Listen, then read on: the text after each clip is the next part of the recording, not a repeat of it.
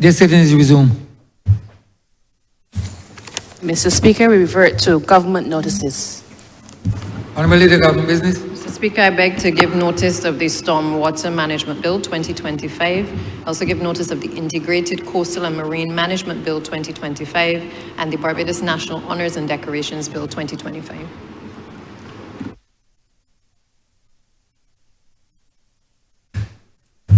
First readings of bills recommitted.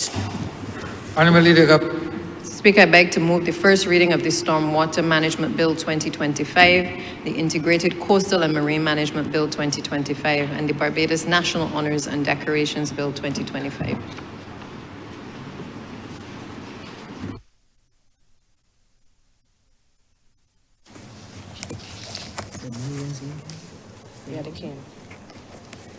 Statements by ministers, congratulatory and/or obituary speeches, personal explanations, motions for leave of absence, or replies to questions, notices of motions for the adjournment of the House on matters of urgent public importance, orders of the day. Honourable Leader, Government Business. Mr. Speaker, I beg to move the suspension of standing orders 6, 16, 18, 20, 42, subsection 5, 43, and 44 for the remainder of the day's sitting. Question is that the aforementioned standing orders be suspended for the remainder of the day's sitting. All those honourable members in favour, please say aye. Those against, please say no. Methinks the ayes have it. The aforementioned standing orders are hereby suspended for the remainder of the day's sitting. Government business. Go ahead. Honourable Leader, Government Business. Mr. Speaker, I beg to move that the following bills be withdrawn and replaced in the following order. Order number 2, the Stormwater Management Bill 2024 be withdrawn and substituted by the Stormwater Management Bill 2025 dated the 31st of March 2025. Also order number 10, the Integrated Coastal and Marine Management Bill to be withdrawn and substituted by the Integrated Coastal and Marine Management Bill dated 3rd of April 2025, and also to withdraw order number 11, the Barbados National Honours and Decorations Amendment Bill 2025, and substitute this bill with the same title dated 21st of April 2025. The replacement bills were given notice of earlier and read a first time, Mr. Speaker.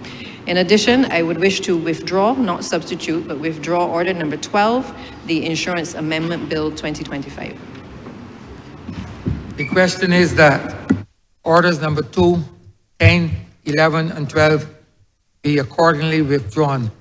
All those honourable members in favour, please say aye. Those against, please say no.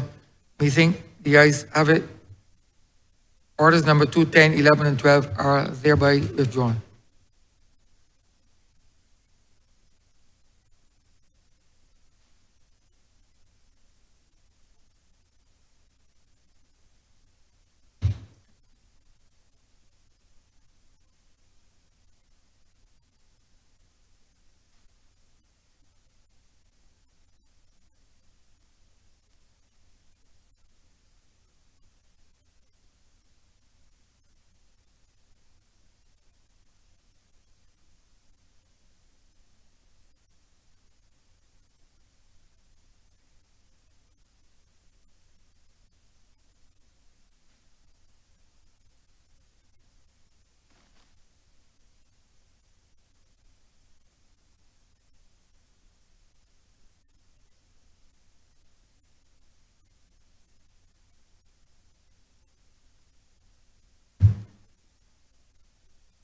Mr. Speaker, in the name of the Deputy Prime Minister, Senior Minister, Minister of Transport and Works, Leader of Government Business, to move the second reading of the Stormwater Management Bill 2024.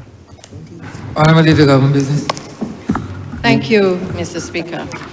I rise this morning to introduce the Stormwater Management Bill, which is a bill that will repeal and replace what is currently on the statute books as the Prevention of Floods Act, Cap 235 of the laws of Barbados. Now, the Prevention of Floods legislation was first enacted back in 1951. And as the name implies, it would have focused on preventing floods. I think that's a fairly logical conclusion. It has been amended on about 5 occasions to date, and the last time it was amended was in 1998. We had some major changes back in 1996 when the former representative for St. Andrew, who was at the time the then Minister of Public Works, Transport and Housing, would have been leading the ministry. He would have brought certain amendments to that piece of legislation, arising out of, I believe, what is known to many Barbadians as the Western floods in St. James, which resulted in the loss of life of a very popular Calypsonian in this island called the mighty Karoo. The view at the time was that there were certain lands for which a developer had been blocking a watercourse, and as a consequence of those actions, it caused damage to the adjoining lands.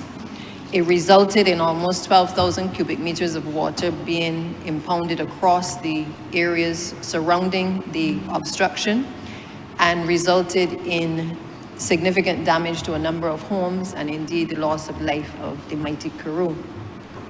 The amendments at the time, however, sought to enable the ministry at the time, it would have been falling under the drainage unit, to allow the drainage unit of the Ministry of Public Works at the time to allow its officers through the CTO, Chief Technical Officer, to be able to go onto private property to clear the drains and to clear wells which might threaten neighboring property, and also provided a very critical element, which was the recoupment of money compensation in the event that government had to incur certain costs to make good any of the damage that had been caused as a result of a developer placing structures within a watercourse or any other area. Now, one could say that maybe it was reactionary, and at the time, obviously, if it's against the background of Barbados having that type of significant event, which I was quite young, and I recall the concerns about the floods in Western. But the truth of the matter is that when we look back at this legislation, while at the time it may have been the right thing to do, it is clear that there were a number of, and I don't want to say loopholes, but there were a number of things that could have been done perhaps to tighten the legislation, to enable the drainage unit to better and be more efficient in the execution of its duties. Now, I'm mindful that around the same time that the amendments were made in 1996, Mr. Speaker, the drainage unit was also relatively new. It was in its infancy stages. And therefore, the knowledge that the drainage unit has certainly become known for today, it certainly did not have at its disposal back in the late 1990s. And so Barbados as well at that time was, I presume, was like how we are in many cases today, where we believe that God is a Bajan, that we are so far off out of the island chain that we were experiencing over the previous couple hundred years, a number of systems that would slightly impact Barbados, brush Barbados, and then go on to the other islands and cause significant dislocation and damage.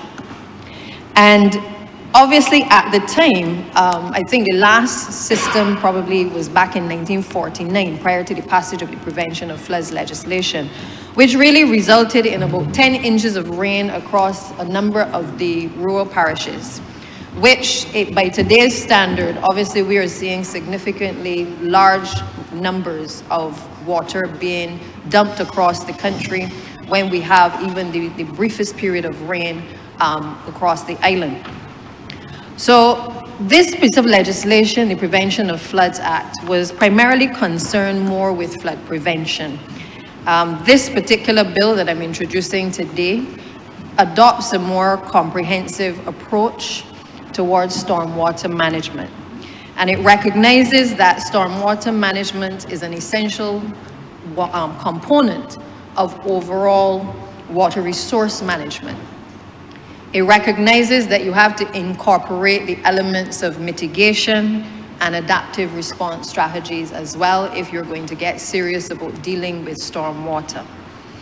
The fact that climate change is no longer a distant threat is also another compelling reason for us being able to revisit this legislation and to make a determination that we need to move in a different direction if we are going to be ready for any eventuality, and certainly to be able to share the burden of responsibilities under legislation. Climate change has been significantly influencing stormwater management because it alters the weather patterns, it increases the occurrence of weather and extreme events, and it is obviously exacerbating existing challenges. I can tell you, Mr. Speaker, that I am sure if every member in this chamber were to speak today, he or she will speak to long-standing matters in the drainage unit that they have complained about, where infrastructure has not been fixed, where they have experienced blockages in relation to persons encroaching in areas where there are water courses or even within our gullies, and simply that the flow of water is in many cases being obstructed because other people have done things that have caused that obstruction, which then creates another problem for people within the various communities. I am sure that if time permits and each one of them stands in this chamber to speak, they will also tell a tale of a lot of the infrastructure being broken, which would allow us to be able to get the water off of the roads quickly. And they will also tell the tale of having severe challenges in being able to remove debris in their communities, which again, when we think about the plastics and stuff that make its way into the drains, we can appreciate why there is severe flooding sometimes, not just in a particular community, but also starting upstream, which results in the flooding of areas downstream as well. A lot of these factors have therefore led for us to have a further look at updating our infrastructure, making sure that our culverts and our sidewalks and stuff can hold the water in terms of the runoff, and to also look at revising the current legislation that is before us. The fact is that the current legislation and the infrastructure are both outdated, and they would have been based on old and outdated climate models. Consequently, it means therefore that the new laws and this particular storm management bill is needed to address these critical areas and to ensure that we're able to integrate floodplain management, address the issues of pollution control, and obviously allow ourselves to be able to have a governance structure that allows the entities tasked with carrying out these important functions of overseeing stormwater to be able to do so with the teeth that is required by law. I therefore want, before I start to introduce the bill though, to mention as well that a number of challenges would have existed under the current legislation. The fact that the Prevention of Floods bill relies heavily on flood control measures in response to flood disasters has meant that obviously we have not been able to respond in the way that we would want to. The Act at the time was based on an approach which was used coming out of a report in 1973 by Evan Wallace on the South and West Coast stormwater drainage, which would have indicated that that approach was more focused in the legislation on the use of structural measures for flood prevention. Put simply, the focus was more on the construction or the enlargement of drains, of culverts, of our roadways, and a heavy reliance back then on our suck wells. So that piece of legislation, the Prevention of Floods, was really focused on what was the available information at the time. Build larger drains, extend the culverts more so that the water could flow heavily, but it did not take into account all the other myriad of issues that obviously require us to be more preventative in our approach to having to then have to deal with the issues of flooding. Things, however, started to be viewed a little bit differently following a 1973 study known as the Cumming-Cockburn South and West Coast Stormwater Drainage Study. The study, for the first time in this country, adopted a flood risk management approach, and it's also recommended modifications to strengthen the ability to rectify drainage problems. It required that there be certain prohibited areas for building. It also placed prohibitions on persons from dumping, as well as the retention of quarries and detention reservoirs for flood control works. So again, the focus in that study was on a more comprehensive, integrated approach to water resource management. The input for this current bill was then influenced by that study, as well as the 2018 drainage study entitled Adaptation Measures to Counter the Effects of Climate Change, also known as AMSEC. This study undertook an integrated approach to flood resilience and water resource management.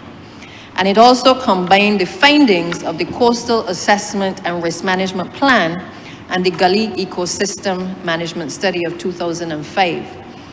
These studies recommended alternatives for flood mitigation, including improving the culverts, as well as adopting best management practices, and also having low-impact development approaches. The impetus for this new law that we are going to discuss today was also driven by the World Meteorological Organization's model of what is known as the integrated flood management. This is a model which prescribes land and water resources development within a watershed basin approach. In other words, it views the watershed as an interconnected system. It recognizes that water quality and quantity are interconnected with other aspects of the environment, such as land use, biodiversity, and human health.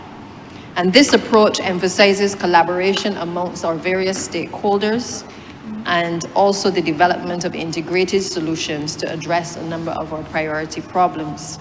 So while the Drainage Division plans on a daily basis and carries out activities in accordance with the integrated flood management model, the law, however, governing them, which is the Prevention of Floods Act currently, however, is silent on that integrated approach. And therefore, taking all of that into account, the fact that we have moved away from more of a structural approach to being able to now look at a more of a flood management approach, how do we deal with stormwater management before these incidences take place? This is the reason why the Drainage Unit would have started the review of the challenges that it was facing with the existing legislation and would have identified about 59 challenges that they encounter on a daily basis which impact the flow of stormwater across the island. In 2021, the ministry would have begun the process of requesting amendments to be done to the existing legislation. But certainly by the time we started to review it later, we realized that it could not simply be minor amendments to definitions or minor amendments to particular sections of the legislation that was required. But in truth and in fact, an entirely new approach needed to be taken, which sought to clarify and make it certainly simpler to understand for the ordinary Barbadian, as well as our developers and anyone picking up the legislation, trying to understand what their rights and responsibilities would be. So, Mr. Speaker, as I begin to introduce this bill, I am mindful that the name of the bill may not be clearly understood by some. Stormwater isn't just water pelting down in a storm, as some may view it. I'm sure many persons listening might say, what is it that we're debating in the Parliament today, talking about stormwater? I think perhaps the first reaction is that, you know, in a storm there's water, so how are we managing the water from a storm? But when we speak of stormwater, it is actually the rain that runs off the roofs of our houses, of our offices, office structures. It is the rain that runs into the streets and certainly across our parking lots that play a critical role in terms of their destination, because many times the water ends up within the water stream of what we drink, what we utilize on a daily basis. And therefore, it has a major role to play in how we treat to it within our communities and certainly our overall health. The reality is that in the natural environment, when rain falls, the rain is absorbed into the ground. You see the filtration through the soil, and of course, the process of replenishment takes place. When the same rain, however, falls on concrete, on asphalt, and on our rooftops, it often has nowhere to go. It runs off quickly, oftentimes collecting pollutants like oil and trash and pesticides and heavy metals, and it washes them directly into our waterways. This is what we refer to as stormwater runoff. It is one of the leading causes of the flooding. It is also one of the leading causes of erosion.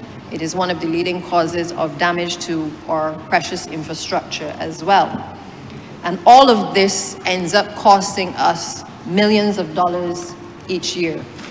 And therefore, what we are about to discuss by this new piece of legislation is how do we solve this problem.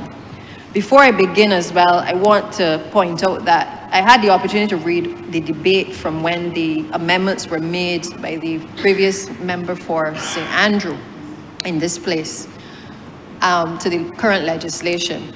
And what I found particularly interesting, Mr. Speaker, is that one of the solutions that was put forward for addressing the issue of flooding in the western area was some repairs to some bridge infrastructure that would certainly have cost the government about $2 million. And one of the points that was made in that debate is really that it is important for us to be able to be more proactive in how we deal with this issue of flooding. Because if it is going to cost us $2 million and perhaps loss of life as a result of not taking the precautionary steps, then perhaps we need to pause and make sure that we have the legislation tightened to ensure that the officers who are tasked with the responsibility on a daily basis of inspecting infrastructure, of authorizing in both drainage and also in the planning unit, that they have specific guidelines that they must follow.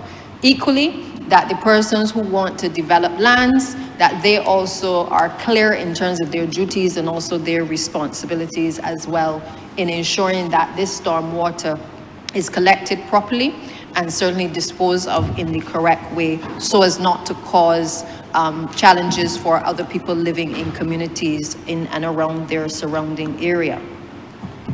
So this current bill is actually divided into 7 parts, which is a vast improvement on certainly the current legislation.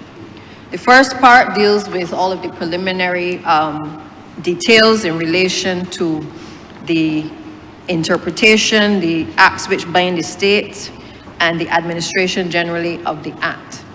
Part 2 addresses the flood zones and flood works. Part 3 addresses duties of owners and occupiers. Part 4 speaks to the duties of our land developers. Part 5 to general prohibitions. Part 6 to enforcement.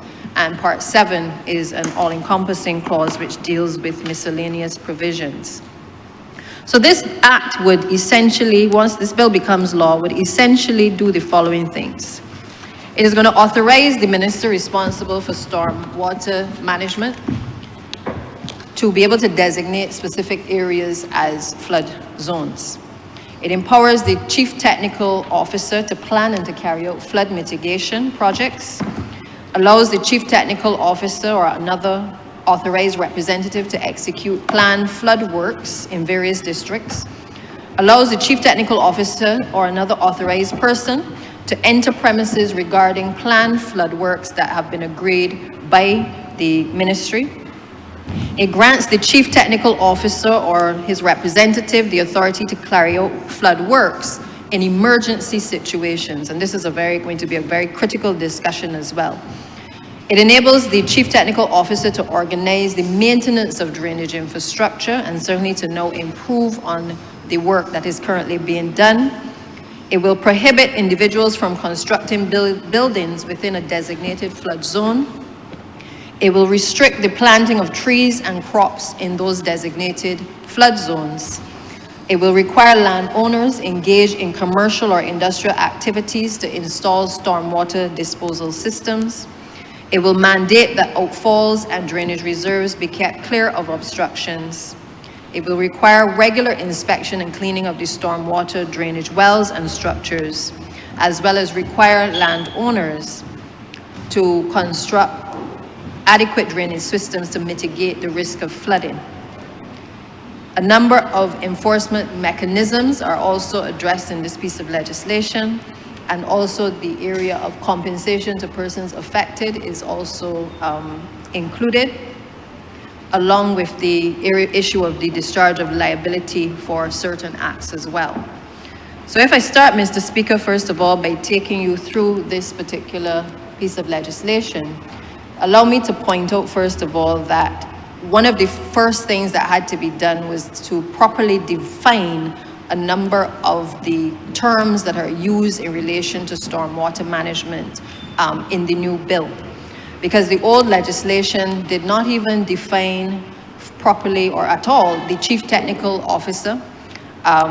It did not address properly the ministry responsible in terms of, at the time it was the minister responsible for communications. In this piece of legislation, you will see that it is now focused on the minister responsible for stormwater management. It makes clear the responsibilities within the legislation that the various parties are obviously responsible for. But at the crux of it is now an intention rather to be able to designate an area as a flood zone, because this we see as being able to allow people to kind of know if they're going to build, whether as a developer or otherwise, whether a particular area is indeed prone to flooding. So the definition of flood zone is also captured in the legislation as well, which basically is an area that has been declared under Section 5 to be an area where there is significant risk of flooding. This provision at Section 5 grants the minister, in consultation, and this is critical because I know in other debates we've heard that the minister has too much power, but I want to make it clear that in this particular legislation, the minister grants is after consultation with the Chief Technical Officer, and obviously on the recommendation of the Chief Technical Officer, essentially declares an area to be a flood zone. The minister is also required to now present a map which shows the proposed flood zone to both houses of parliament. So essentially we will lay that here, we will also lay that in the Senate as well. The previous act provided no definition of a flood zone, but instead defined a flood area as an area declared by the minister to be a flood area. So what we found is that the terminology in the previous legislation was a bit complicated, not very clear, not properly defined, and we sought to be able to bring some level of clarity to this existing piece of legislation. While some of the definitions, though, have been retained, and you will see a number of them retained for the purposes of this bill, there is now obviously a more expansive list of definitions that now exist. We've recognized the role of the Director of Planning and Development. The terminology for watershed has also been defined. Specifically, the terminology as to who constitutes a land developer has also been clearly articulated as well. We've defined the terminology for a highway, flood zone, what is a flood, and also what would be defined as a flood works plan as well. If I take you, Mr. Speaker, then to Section 6 of the new bill, it empowers the Chief Technical Officer to plan flood mitigation projects. This was really formerly Section 3 of the old Prevention of Floods Act. And this section requires the Chief Technical Officer to really proactively plan flood management initiatives for the minister's approval. These plans are critical, obviously, for ensuring the public safety, for environmental protection, and to ensure long-term resilience against increasing climate risk. Under the old law, the CTO was required from time to time to prepare plans for the approval of the minister for the execution of flood works in the flood area. Those plans would reflect the limits of the flood area, They would have reflected the line level and the type of floods which were, in the opinion of the CTO, necessary for protecting persons and premises from floods and inundations of water. Notice of the approved plan would then be given to any persons whose land, whose premises, plants, trees, or crops might be affected by the flood works. And the CTO also had back then, under this current legislation, to deposit to the registration office copies of the plans, and then those plans could be inspected by the public free of charge. Under this new bill, the process is relatively similar. However, what is different is that there is now a time limit of 28 days, which has been imposed on the Chief Technical Officer, within which he must submit the approved plans to the Registrar of Titles. Additionally, any individual whose property is affected must also be notified within the 28-day period. So the previous legislation didn't provide a timeline, which I suspect was probably one of the deficiencies, in that there was no requirement by law to be able to submit these plans and to file them. This legislation now places the onus, once approved, for the CTO to basically seek to have these flood plans filed. Section 7, which would have been formerly Section 4 under the old legislation. This empowers the Chief Technical Officer or an authorized representative to carry out the planned flood works. And they have to provide notice to the owner or the occupier of the premises affected by the flood works at least 14 days prior to commencement of the work. Under the previous Prevention of Floods legislation, while it recognized the CTO as the officer with responsibility for executing the functions under the Act, it did not recognize that the CTO often delegates these functions to his authorized representatives, namely the officers who exist within the Drainage Division. And therefore, as you know, a bright lawyer will argue that the officers ain't got no right to be doing enforcement under the legislation. So again, we had to seek to clarify that it is not just the CTO on his direction, but also any authorized representative of the CTO, which would encompass all of the officers that carry out effectively the functions within the current drainage unit, or any other person authorized by the CTO to give effect to the legislation on the CTO's behalf. The bill, as I said earlier, also defines the CTO as the CTO in the ministry responsible for public works. Again, previously, there was no definition of Chief Technical Officer. The requirement to give notice to owners and occupiers of premises is also new. And again, you will see this as a common vein throughout this piece of new legislation, whereby we recognize that and we'll come to the issue of emergency works, while in an emergency, the ministry has to act quickly. Equally, there are times where if you have planned the works, you can give notice to the individual homeowners or persons within the general neighborhood that work is going to be effected on a particular date, or that access is required to be granted. So it allows for, I would hope, a lessening of tension sometimes, which I think has sometimes existed, where the officers may require to enter premises, or they're seen at somebody's premises, but there's really no formal notice being given to them, maybe apart from currently our communications unit actually giving notice online and in social media that works are ongoing by the drainage unit in a particular area. So this seeks to address that concern that I believe has been expressed over and over again. At Section 8, which would have been formerly Section 5, this provision allows the Chief Technical Officer or an authorized representative to enter premises after giving 48 hours notice to the owner or occupier. And this entry is specified in the bill for specific purposes, one of which is undertaking necessary work for the preparation of flood plans. So essentially, you know that you've got your flood plan, but you need to make sure that you go in and you have a clear schedule as to what you are going to do in the next few weeks leading up to the execution of those works. It would also allow for the estimation and preparation of flood works to be executed. So again, The officers will be able to go in, make the necessary assessments as to what needs to be done, and certainly be able to prepare their plans, prepare their costings with a view to being able to execute the works. Sometimes you need to gain entry as well, because if the work is going to be outsourced, somebody externally may have to come to the site and to be able to view the scope of the works and submit a quotation for the works to be done. And of course, the other reason for giving the 48 hours notice to the owner or occupier would be where they are evaluating the compensation to be paid to the owner of the premises in connection with the work. So again, there may be some costs that are incurred which need to be addressed up front so that we know what the cost of going in is going to be in terms of executing the works, and therefore they need to be able to gain entry to the premises in order to be able to do so.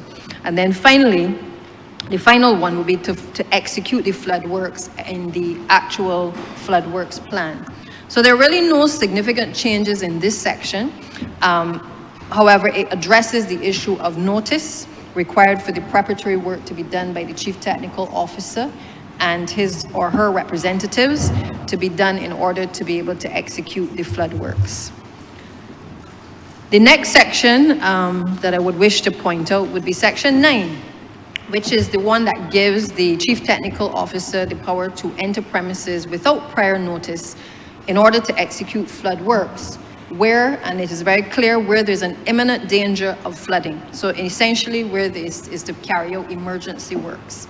This is to prevent flooding, it is to mitigate the risk of flooding, or to facilitate the drainage of water. And from time to time, when we know that there is a system pending, oftentimes because obstructions may have been brought to the attention of the drainage unit, it becomes important for the officers to have to go into the field and clear certain areas. And therefore, this allows for us to minimize, in many cases, the risk of flooding in several communities.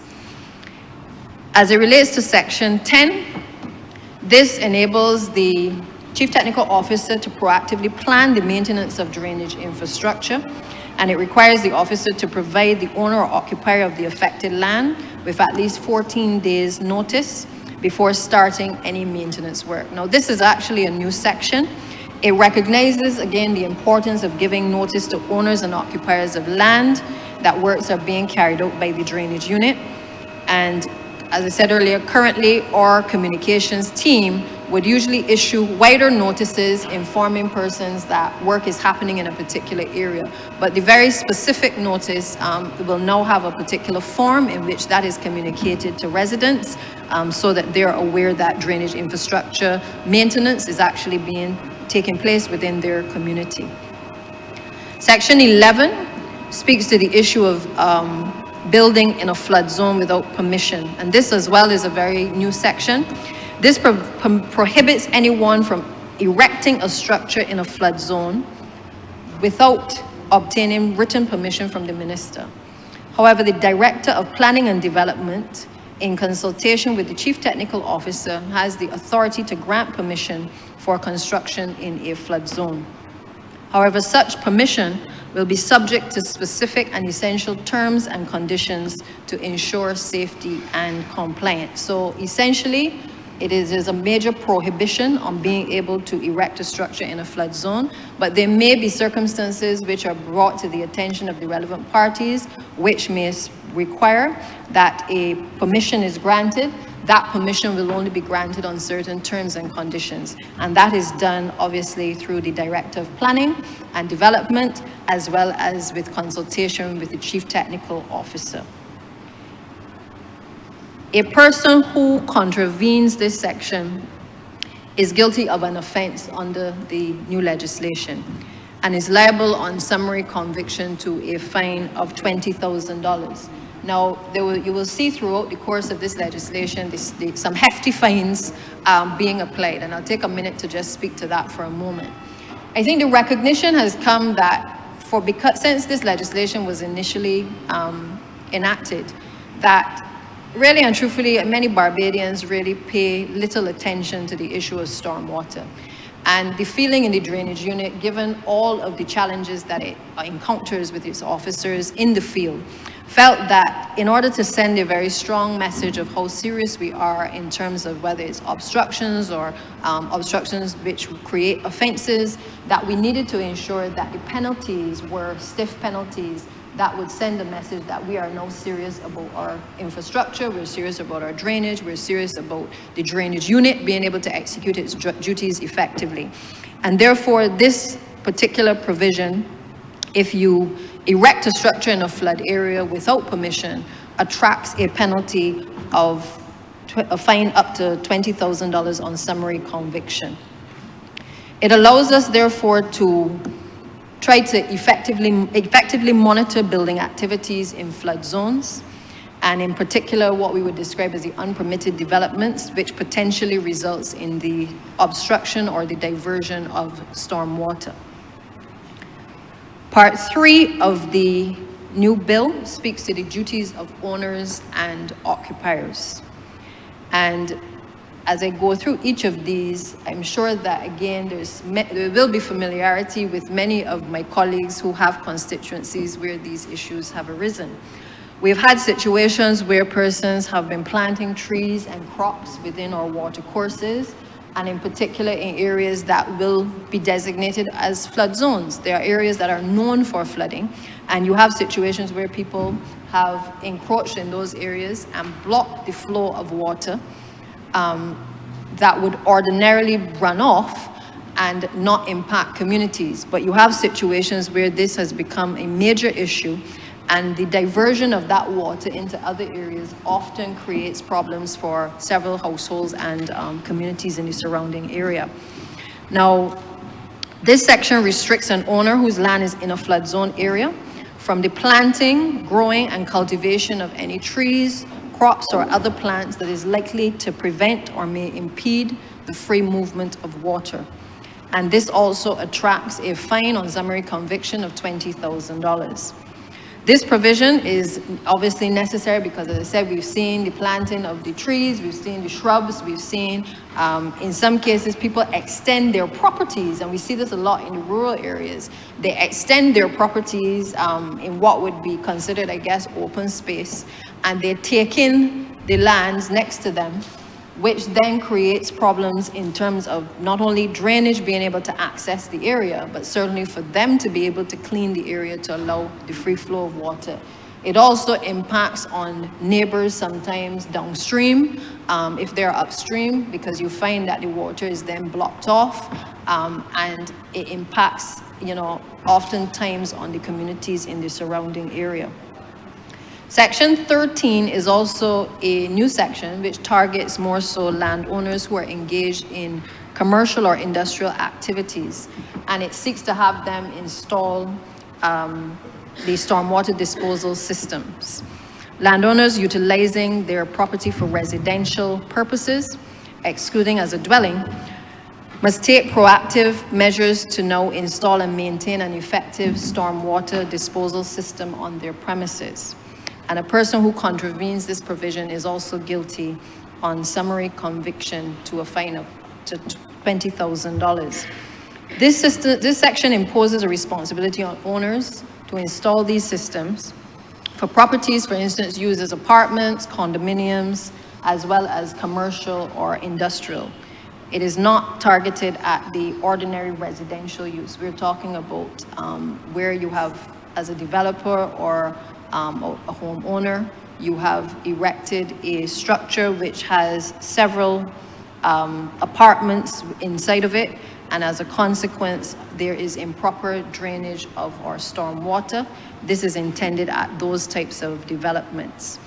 In many cases, without the proper stormwater drainage systems, the reality is that these properties contribute a high percentage of runoff into the flow of the public roads, and it results in flooding on our highways. This is also intended to reduce the reliance on the government's highway drainage systems to dispose of runoff, because we find that a lot of times, instead of installing proper disposal systems on lands that are in these types of uses, you find that people try to adjust the flow of water to be able to send it onto the highways and onto the roads, as opposed to being able to either capture it or to be able to use the correct materials in order to be able to allow the water to seep underground.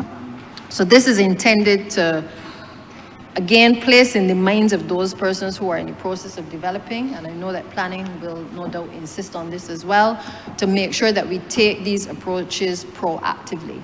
Obviously, for the people who already have done this, I would hope that they would be encouraged to make the transition, because this is a very serious discussion that we're having in terms of everybody's responsibility. It's not any one person's responsibility to deal with stormwater. It is all of our responsibility. And so I would want to encourage them certainly to take a look at the legislation and certainly try to ensure that they have the stormwater disposal systems in place on their particular sites. At section 14, which again is a new section, we've mandated that outfalls and drainage reserves be kept clear of obstructions. Coastal outfalls often become blocked due to seasonal formation of sand berms or other obstructions. This provision requires an owner or occupier of land to keep the outfalls and the drainage reserves clear from obstruction and to maintain the efficiency, the safety, and environmental integrity of the drainage system. It seeks to reduce the incidences of the blocked outfalls and drainage reserves. And it doesn't take away from the works that the ministry has to do, but in many cases we recognize that it is very difficult sometimes for us to gain access to some of these outfalls and drainage reserves. In many instances, the drainage department complains of blocked vehicles over the infrastructure. Sometimes people store materials in the area where the excavators and the bobcats have to gain access to. Sometimes you have even the practice of our contractors as well, depositing bulky waste. Instead of taking it to the appropriate sites for disposal, it sometimes is easier to just drop it alongside the road and go along with the business because they're trying to make $1. And therefore, this section is intended to ensure that we keep these areas clear, but also to create an offense for persons who disobey this section or act contrary to this section, and to also have those persons recognize that this is an offense, which is also punishable on summary conviction to a fine of $20,000. At section 15, again, another new section. This will require regular inspection and cleaning of the stormwater drainage wells and the structures. This section makes it imperative for the owner or the occupier of land with a stormwater drainage well or other drainage infrastructure to simply prioritize the inspections. What we have found is that sometimes people have the systems, but then they have not been maintaining them. And therefore, we create the onus on those persons who have actually met the requirements of having a system to ensure that there is a regular inspection. The legislation will now have clear timelines being established, which will require the owners and occupiers to inspect, clean, and clear the infrastructure at least every 2 years for wells that are 8 meters in depth, or at least once every 5 years for wells deeper than 8 meters. Regular inspections need to be done, and if needed, they need to clear and clean the systems to help prevent against the flooding and safeguard the communities surrounding them. This section creates an offense which is liable on summary conviction to a fine of $20,000. Also, I would want to point out too, under this section, we have a lot of property owners who install what is referred to as the lot level stormwater drainage systems. And what happens is that they bypass their drainage system and send the water flowing onto the public highways, which again contributes to a lot of the flooding that we see across the highways.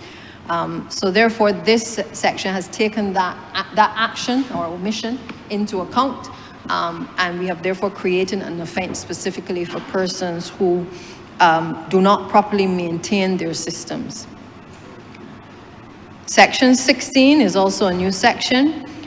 This requires the landowners or occupiers to pay the state for flood works which have been made necessary by their actions. As I mentioned earlier in the Western case, one of the things that was highlighted was the cost that it would be to the state now to have to make good the damage that was caused by a landowner seeking to build in a watercourse. And therefore, we recognize that there will be times, certainly, where some of these acts can be caught early, and we may need to be able to have a provision which allows for us to be able to go in as drainage, correct whatever those works are, simply because sitting down and talking to people sometimes doesn't get the desired result, as we often know. But if you have gone through the process of alerting them and you still realize that they are not taking action, and certainly the hurricane season may be around the corner, it requires of the state to be able to act expeditiously, to be able to go in and to carry out the works that are necessary to the structure, and to ensure that we are in a position to be able to seek compensation from the landowner for the works that have been carried out. The section at 16 also addresses the issue of owners and occupiers who damage, obstruct, or alter a highway in a way that negatively affects its drainage. Again, they will be required to reimburse the state for the cost of flood remediation works needed to correct the damage. Now, I think it's important to note here that one of the things that we're trying to do by this legislation is to get people to take action before these things happen. And I think that needs to be clear in the messaging as well, that it isn't intended for us to see what would have happened in the Western area happening again and then trying to play catch up after, but rather to make sure that we are in a position where we ask people to take responsibility for their actions and then allow for us to come in if necessary if they fail to do so.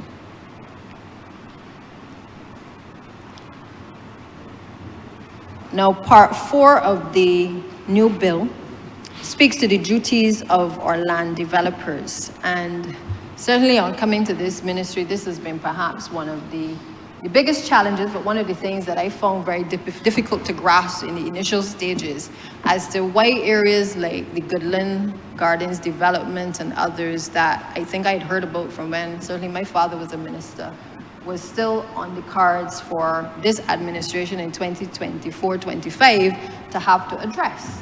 And in discussion with the seniors in the ministry, it became clear that while permissions are often granted by the then planning department, in many cases, what has happened is that the enforcement mechanisms after to ensure that certain things are done by the developer often has not been what we have focused a lot on. So many times the permissions are granted, but there's nobody necessarily checking behind the developers to make sure that certain things have been completed in accordance with the permission that has been given. We've seen it as well, not just in Goodland Gardens, but we saw it in Atlantic Park as well. The Honourable member who represents that constituency has constantly been on my case since taking office to address the issues in Atlantic Park. And we've seen it in other developments across the country. Now, this is not a finger-pointing exercise. These are the plain cold facts. Because I've sat in many parish speaks and heard, residents speak across the length and breadth of the country about these types of developments.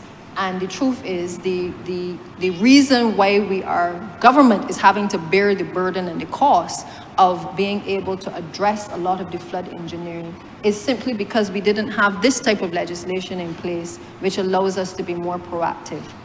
And we are obviously taking the steps now to address through flood engineering designs being done, the areas of Goodland Gardens. We're taking the steps to address not only there, but also Atlantic Park. We also have areas like Dover that has been on the radar for quite a long time. Places like Trent as well, and there are a couple of others that we have certainly highlighted that require an intervention by the government. Because when all is said and done, while the developer benefits from the sale of the properties, when there are challenges, nobody calls the developer's name. Ashdean Village as well, as I said, if I go around the room, Mr. Speaker, every MP will speak to an issue of which I am talking about. So we point the finger at government, we point the finger at the drainage unit. But what we fail to realize is sometimes without the tightening of the legislation and the resources obviously adequately there to oversee the legislation, that this is where, in a sense, sometimes developers have just gotten away with murder.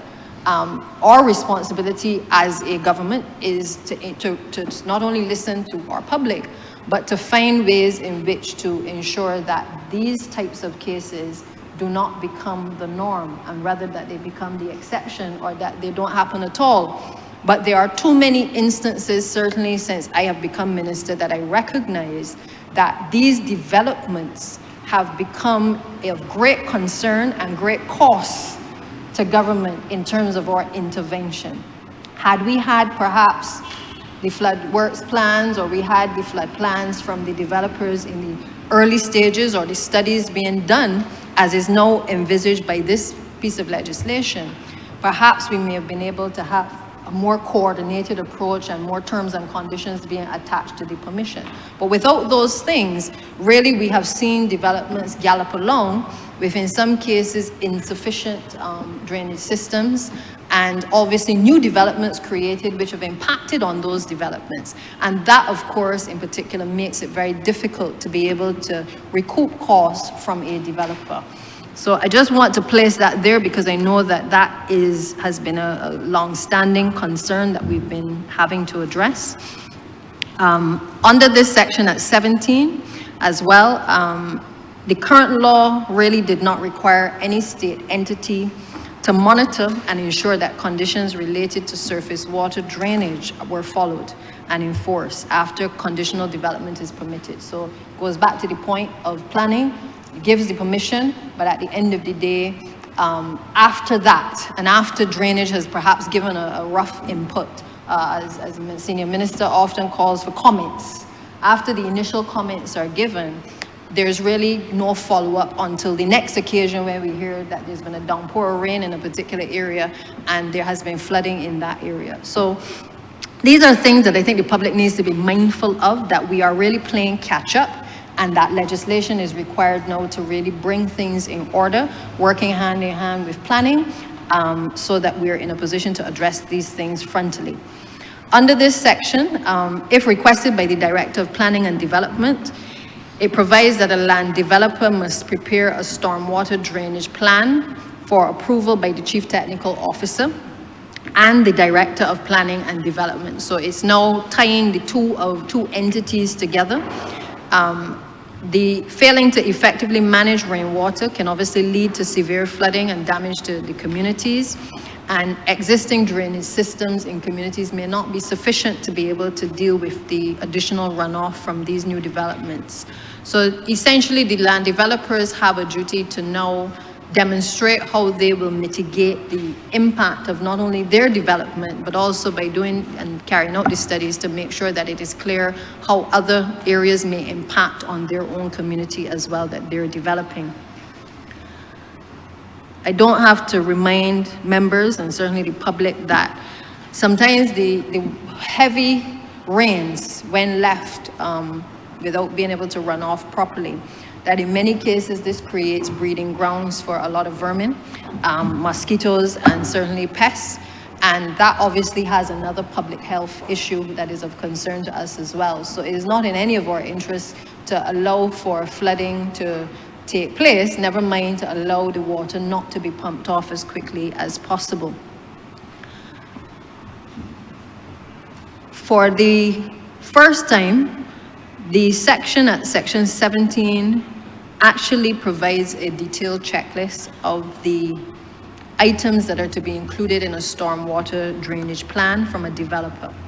And it speaks to a few things. I'll just highlight a couple of them. Effective plans have to contain not just the name and location of the proposed development, it must also contain a map or a plan outlining the watershed in respect of the proposed development and indicating the estimated amount of water which is expected as runoff in the proposed development.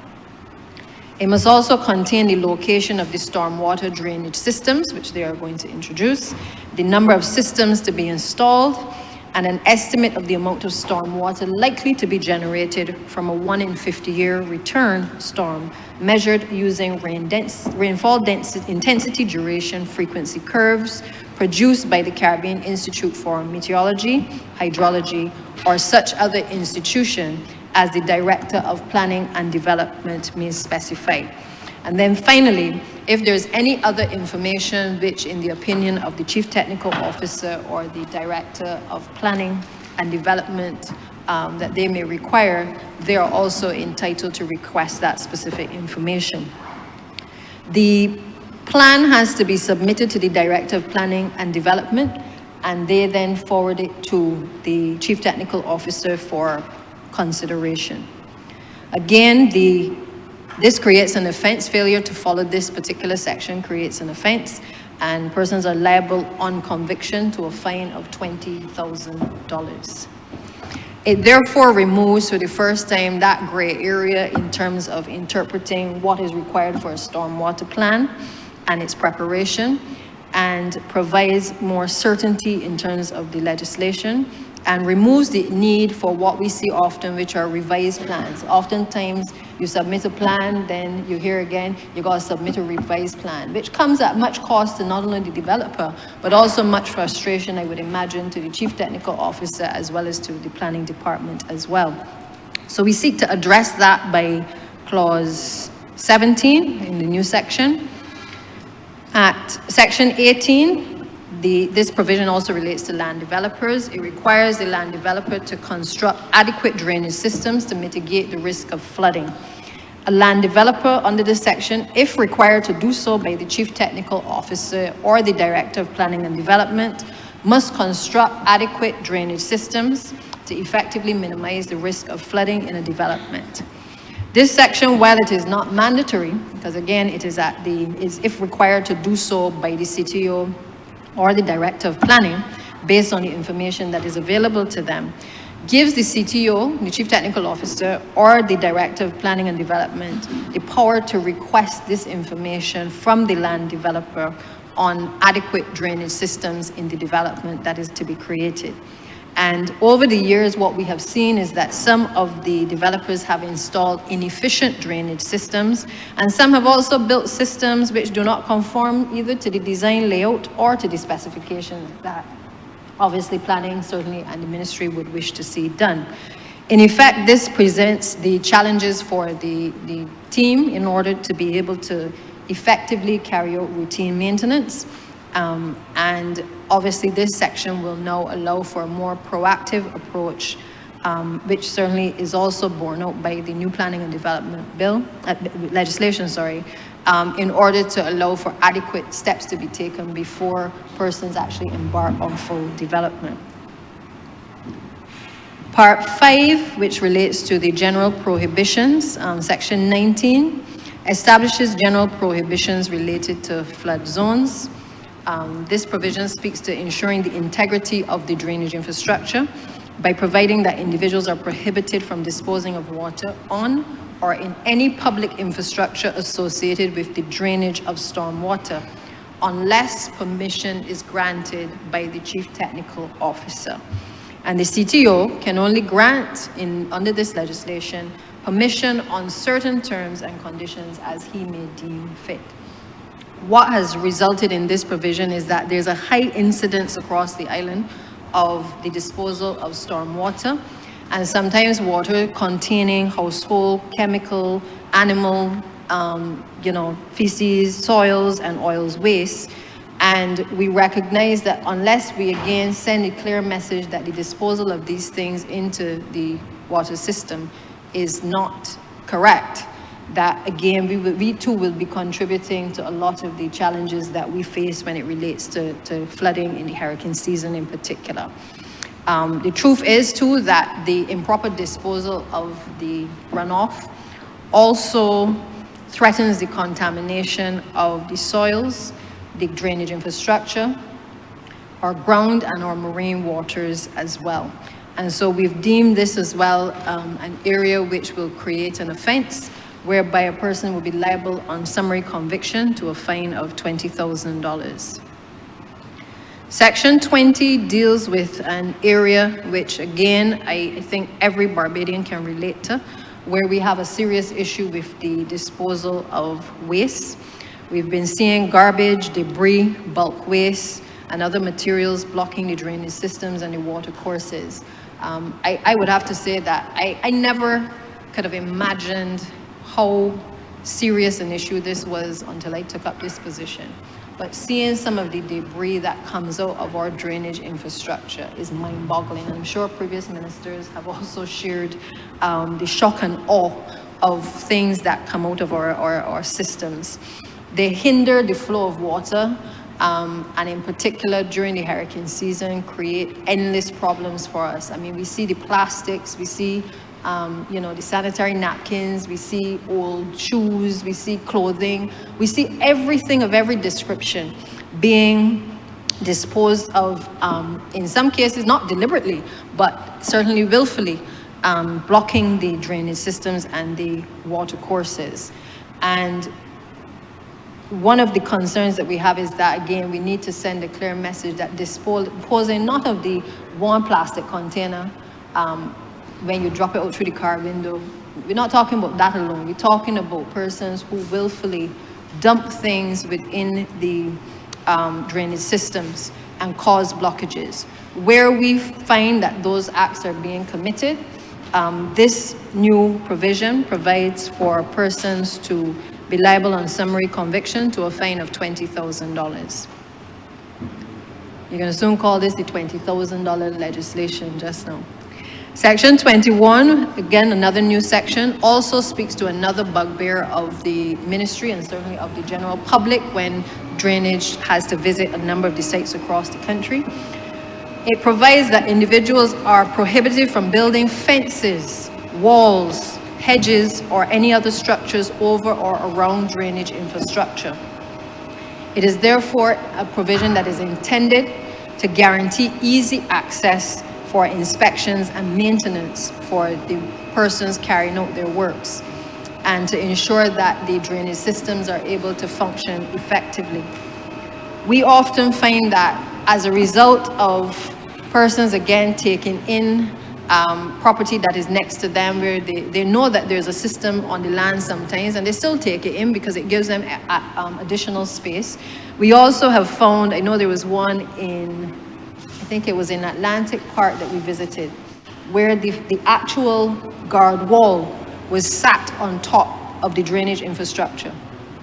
Now, in order for the ministry to be able to go in through the drainage unit to rectify the issue there, because that apparently was causing a lot of the flooding in the area, it means that notice has to be given to the owner of the property. A time obviously has to be allocated for the visit to the property, but there's going to have to be a cost incurred by government, first of all, if the occupier and the owner of the land doesn't remove it, to remove the guard wall. Because the only way that you can fix the drainage infrastructure is if you remove the offending material. And I'm telling you, we have seen these incidences quite frequently in the course of working with the drainage unit. And it presents a lot of challenges for the staff, especially when they are trying to go about doing their job, but they're often confronted with these types of scenarios where people can see that, you can see it is deliberate in terms of building infrastructure over drainage infrastructure. Now, I granted there may be situations where you didn't know that it was any kind of drainage infrastructure, but I have seen more occasions where it is clear that what persons have built over with their guard walls and their fences is clearly prohibiting access from the people who at the ministry may need to come in and to clean it. And I beg, landowners and certainly occupiers to pay attention to these things, because while you may think that what you're doing is of benefit to you, the truth is that what you do today is also a detriment to other people in the surrounding communities, and sometimes even to yourself when we have these heavy downpours of rain as well. So you can't look at this as if it is only for your benefit, but people must start to realize that their actions also have actions and certainly consequences on other people as well. Section 22 relates to obstructions, other obstructions of drainage infrastructure. because it has become, this is more like the catch-all provision, because what has happened is that people will place objects over or in drainage infrastructure in a manner which restricts access to the infrastructure. We have found, apart from the garbage and the construction materials, we have also found people have put in concrete drop-ins. We have seen people mixing concrete in and over drainage infrastructure. We've seen people also covering drainage infrastructure with soil because maybe they want to extend their garden bed. But these are all things which, when you do them, has a direct impact on our ability to manage and to mitigate flooding in the country. So this section creates, basically speaks to acts which prevent or restrict or will frustrate the ability of the drainage unit to respond and to carry out routine maintenance activities. Part 6 deals essentially with the powers of entry and inspection for the maintenance of drainage infrastructure. It grants the Chief Technical Officer or an authorized representative the authority to enter premises for the purpose of inspecting and ensuring the maintenance of the infrastructure. If maintenance is required, the CTO or other authorized person must provide a notice detailing the nature of the maintenance needed and the time frame within which the maintenance should be completed. Again, this is critical now going forward so people know what is being done. They have time to plan their business. Somebody needs to be home while the persons are working.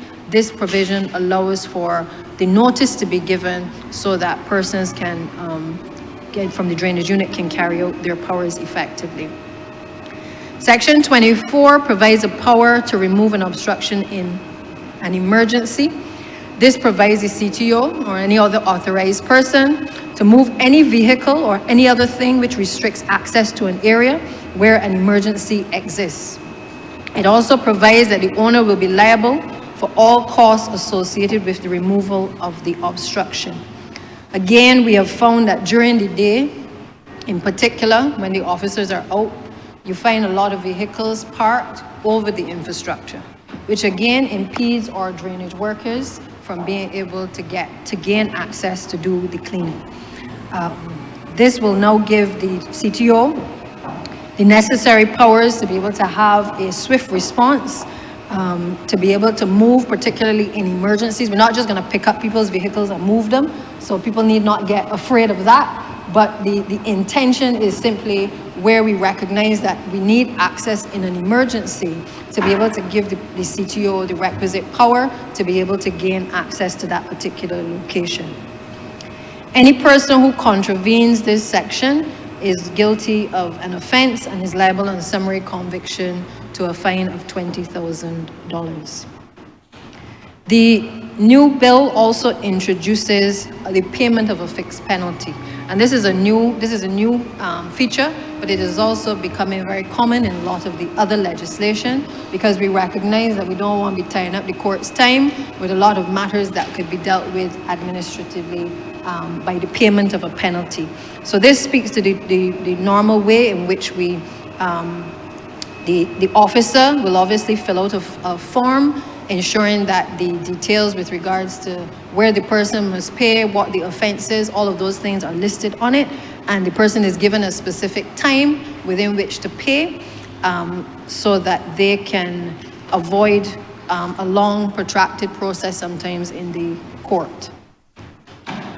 It is also taken at section 27 that any certificate which is signed by the clerk of the court will be sufficient evidence for either the payment or the non-payment of the fee, and it will be accepted as taken unless the contrary is proven.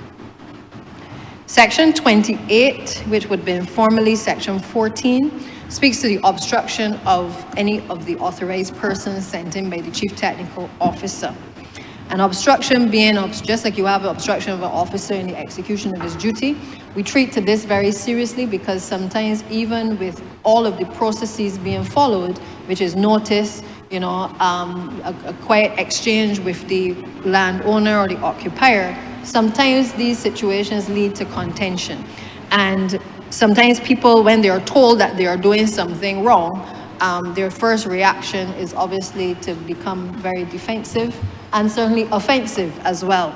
And therefore, we have a responsibility as well to not only make sure that our officers follow the correct procedures, but also to protect our officers once they have followed the correct procedures by ensuring that anybody who assaults them, who resists them in terms of the execution of their duties, who obstructs, who intimidates or interferes with them, or generally hinders the chief technical officer or the authorized personnel, that person recognizes that will be punishable with a substantial fine up to $50,000, imprisonment for up to 12 months or possibly both.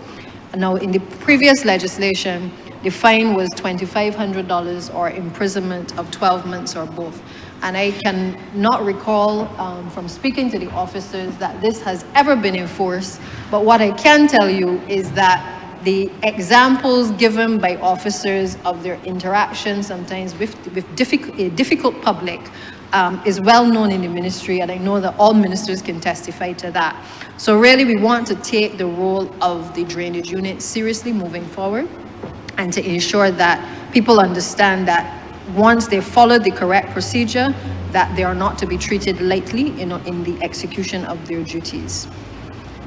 As Section 29, which is formerly Section 8, this provision allows the minister, if he's of the opinion that lands or premises are required for the purpose of executing works, that he can act in accordance with the powers conferred under the Land Acquisition Act. Again, not an unfamiliar provision. Obviously, if we have to, as they say, take lands or utilize lands more appropriately, sometimes it becomes necessary. We do it even when we're doing acquisitions in relation to roads. Sometimes we have to acquire lands because we have to widen the road. Sometimes we need to acquire additional square footage in order to carry out the work. So this is not an uncommon provision. As Section 30, which would have been formerly Section 9, individuals can seek compensation for any damage caused by the execution of flood-related works or for any lands or interests that have been taken or utilized. And any dispute regarding the amount of compensation payable will be resolved through arbitration in accordance with Section 32. That is fairly explanatory. Compensation, again, remains a part of the legislation. The important part here is that persons obviously have a cause of action that they can basically take before the courts if necessary. Section 31 deals with, which is formerly Section 10, provides the matters which the court will take into account in determining compensation. The provision relating to arbitration is set out at Section 32. And Section 33, which was formerly Section 15. In this section, if the owner or the occupier of land fails to keep the drainage infrastructure and the outfalls clear, the chief technical officer or other authorized person may issue a written notice to the owner or occupier. This notice will require them to perform the necessary work to remedy the issue to the satisfaction of the chief technical officer. The notice must specify the type of work that needs to be done and the time frame within which it must be completed. And if the owner or the occupier does not comply with the notice, then the chief technical officer or other authorized person may carry out the necessary work themselves and will charge the owner or occupier for the actual costs incurred in executing the work.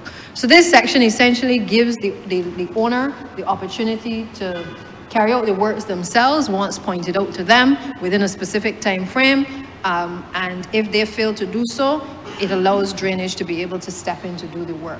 We have found, and why has this become so important, is because sometimes, you know, as we say in Bajan parlance, we give a man a blight, they tell us that they're going to fix something, then they don't fix it, then it results in flooding in other areas because we give them a blight. So this is the provision that is no longer giving you the blight, because it is quite simply saying you have now a specific time frame, a specific timeline within which to do the works that are outlined. It may be remove your wall which is on the drainage infrastructure. If you fail to do it, we will do it at our cost, but we are going to recoup the cost for so doing from you. So this addresses a problem and a challenge that the drainage unit can certainly speak to on a day-to-day basis.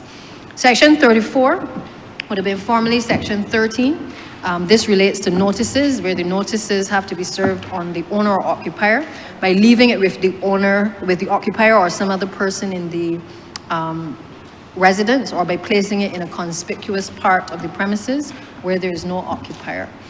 Section 35 repeals essentially the Prevention of Floods Act, and Section 36 obviously will allow this legislation, once passed by both houses, to be brought into operation on a date fixed by proclamation and will bind the state. And that, Mr. Speaker, is the essence of this new bill, the Stormwater Management Bill, which will replace and repeal the Prevention of Flood Act, which recognizes for the first time, I think, the times that we are living in. It recognizes that it cannot be business as usual. I don't think that we can be on the world stage talking about climate change and still having dated legislation governing the operations of certainly the Ministry of Public Works and certainly the drainage unit in particular. If we are to get serious about this, it also requires certainly the raising the level of expertise within the drainage unit, as we do and we're looking to do in other agencies. Where we don't have the resources in-house, obviously we have to go to best practices across the world to be able to work with our teams to be able to carry out this much needed work. But I trust that this legislation, once we start to do the public education, which will obviously form a component once this is passed, that both landowners and owners and occupiers, average Barbadians, understand that we are all in this together, that this is not a government thing. This is not something that we are doing, that yes, we're responsible for the infrastructure and we're responsible for repairing and rehabilitating infrastructure. But equally, Barbadians and developers and homeowners also have a responsibility as well to dispose of storm water on their premises, because it has a direct impact on surrounding communities. And I think once we appreciate and understand that this legislation is intended to have a kind of whole of society approach focus, but also more preparatory work being done as opposed to waiting until we have these situations that we have seen in the past occurring, then I think that certainly the legislation will be supported. Interestingly, in the 1996 debate, the then opposition supported the bill, the Prevention of Floods bill.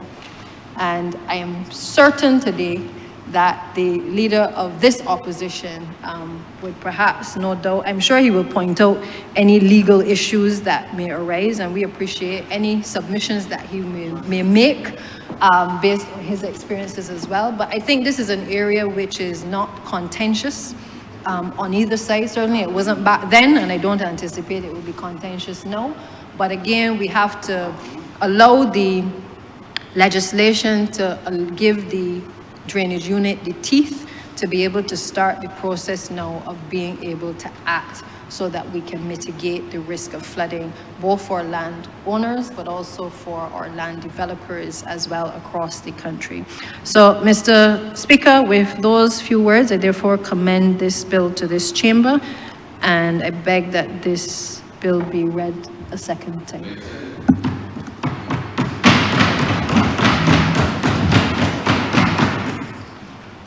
Honourable, brace yourself. I'm obliged to you, Your Honor, and I will accept the invitation of the Honourable Member for St. Michael South East to respond objectively. And while doing so, I would want to commend her very comprehensive traversal of legislation, which the public may think is boring, but it really is not. As the Honourable Member said, in a context of climate change, matters of flooding and remediation become critical to not only preservation of property, but more importantly, to the preservation of life. And so there won't be much controversy today, except that I would want to note that this bill comes at a time, this time, I heard some news this morning, and this bill coinciding with that news this morning is very interesting.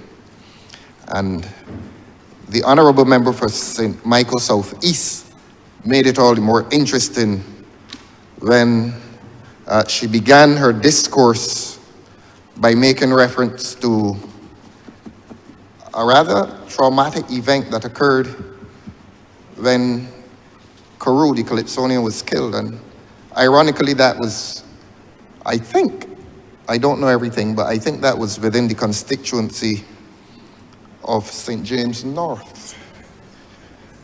And she comes today in new voice. Many times I had to strain to hear the Honourable Member.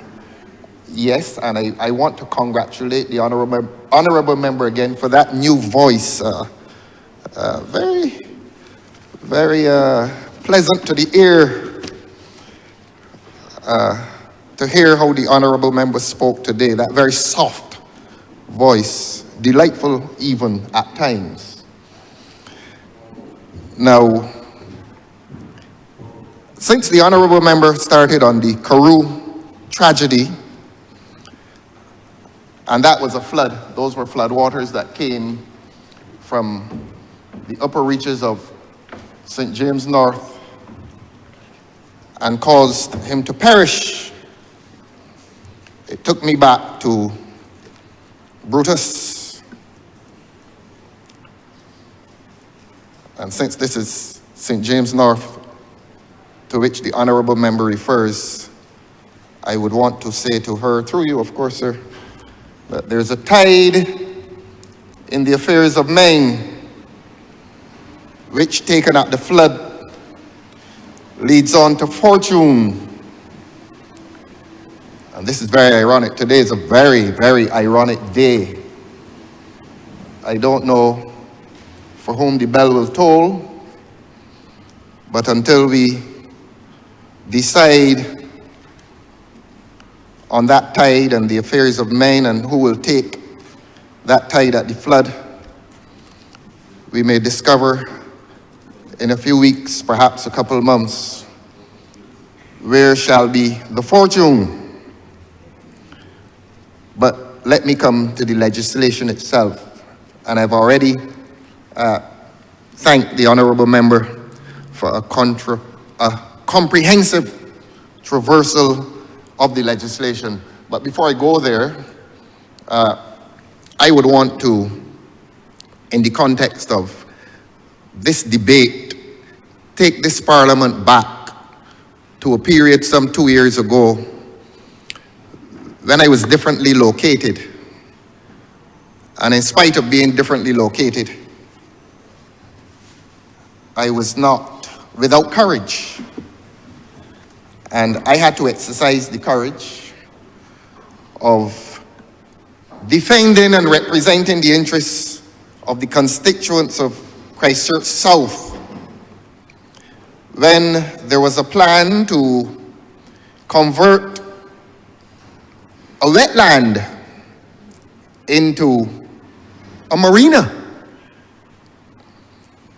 And so while the government comes to this chamber today with this noble objective to prevent flooding, the people of Christchurch South will today be reminded that there were very advanced plans to convert the St. Lawrence wetland into a marina.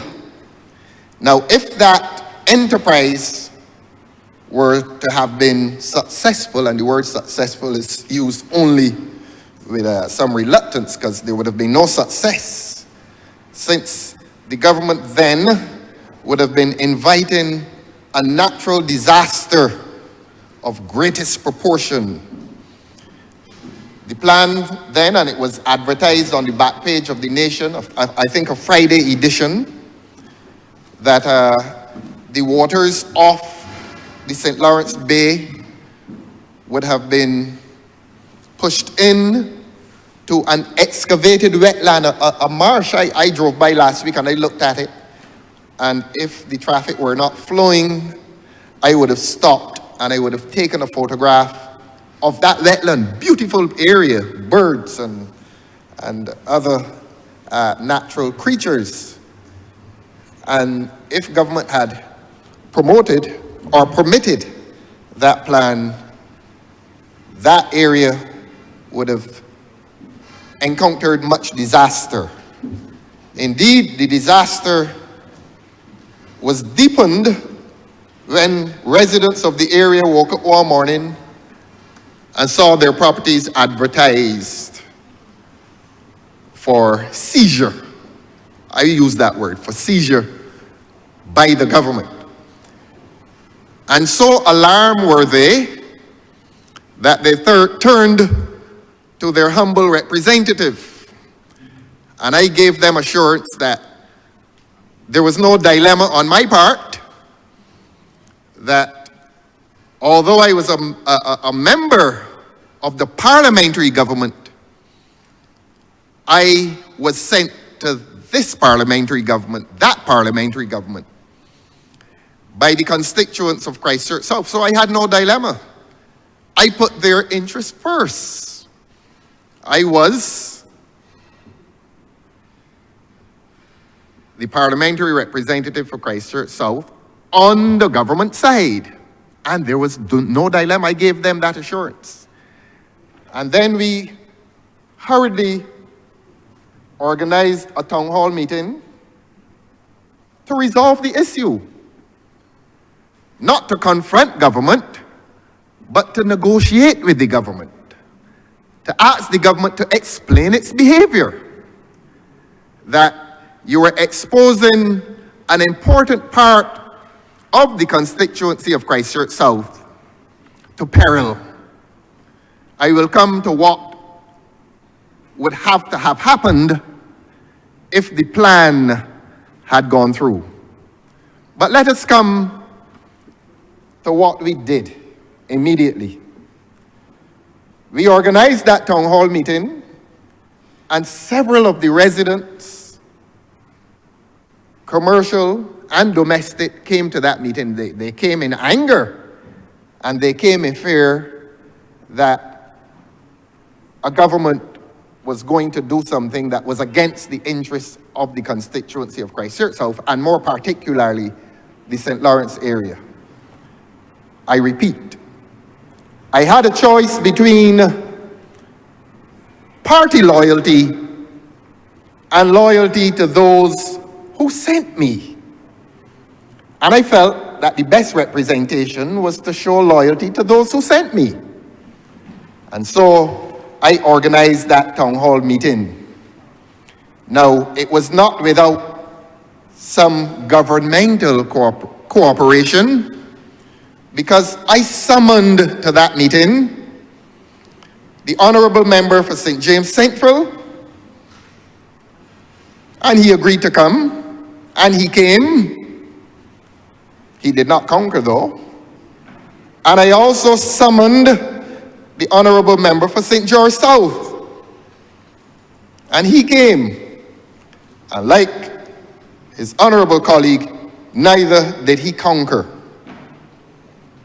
But I congratulate them for having come, and I commend them for having survived the wrath of the residents of Christchurch South.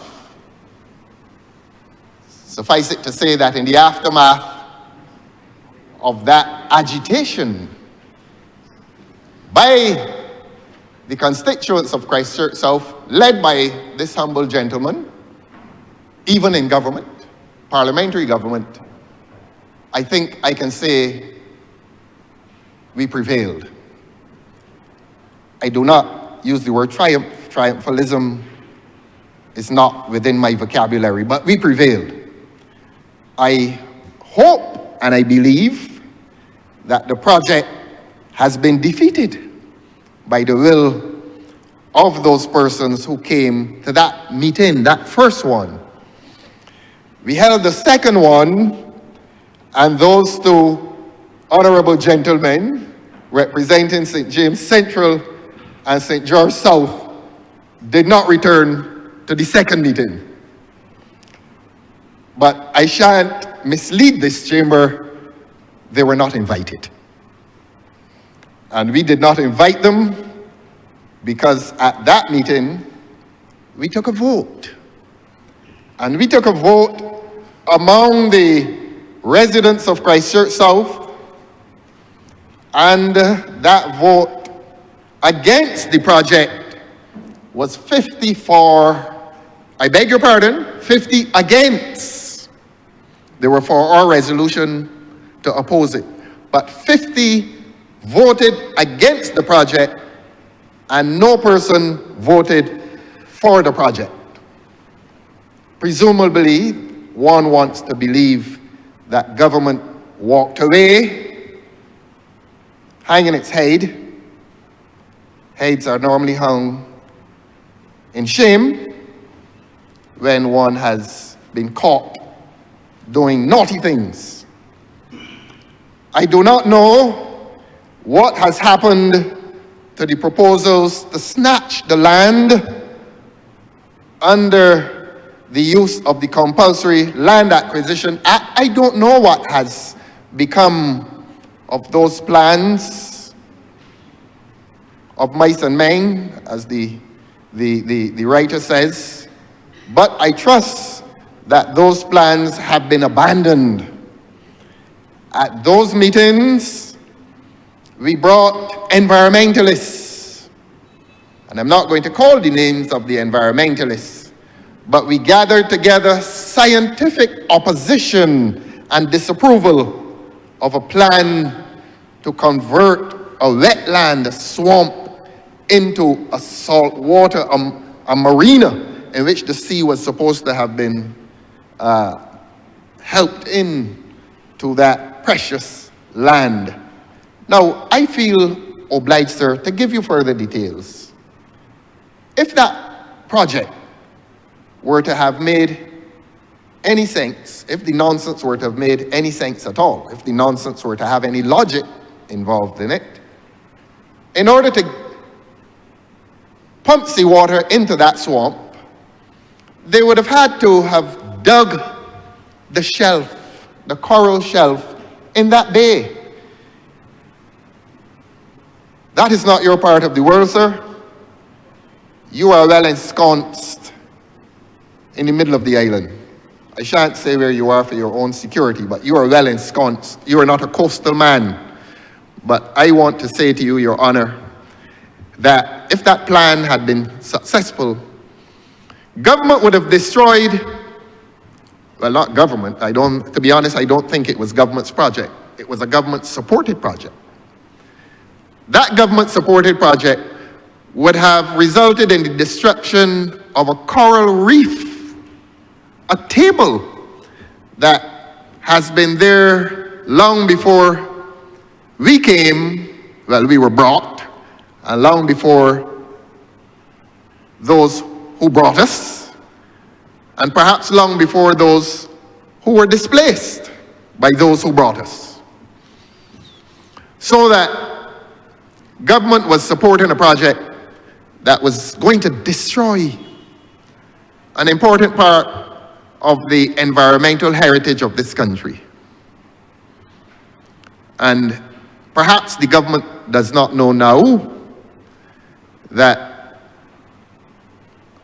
when the tides are low, not the tides in the affairs of men, but those marine tides, when those marine tides are low, a human being can walk out half mile, perhaps even a mile. So precious and so permanent is that coral table. And that precious coral table would have been made temporary by the developer's plan to cut it down so that the sea would rush in to a wetland where birds live and thrive. So that is the context of government's commitment, or lack thereof, to matters of the environment. I thank God that the residents, commercial and domestic, of the St. Lawrence, Gap, and Dover area, I thank God that they had the courage to resist the government. And as modestly as I may also say, perhaps they thank God that they had a representative who had as much courage as they also had. And I would want to remind my parliamentary colleagues in here, as I have done before, that there will be times when a parliamentary representative will have a choice between the interests of his constituents and the political interests of his party. And he will have to go to his party leader or her party leader, and they will have to go to their constituents.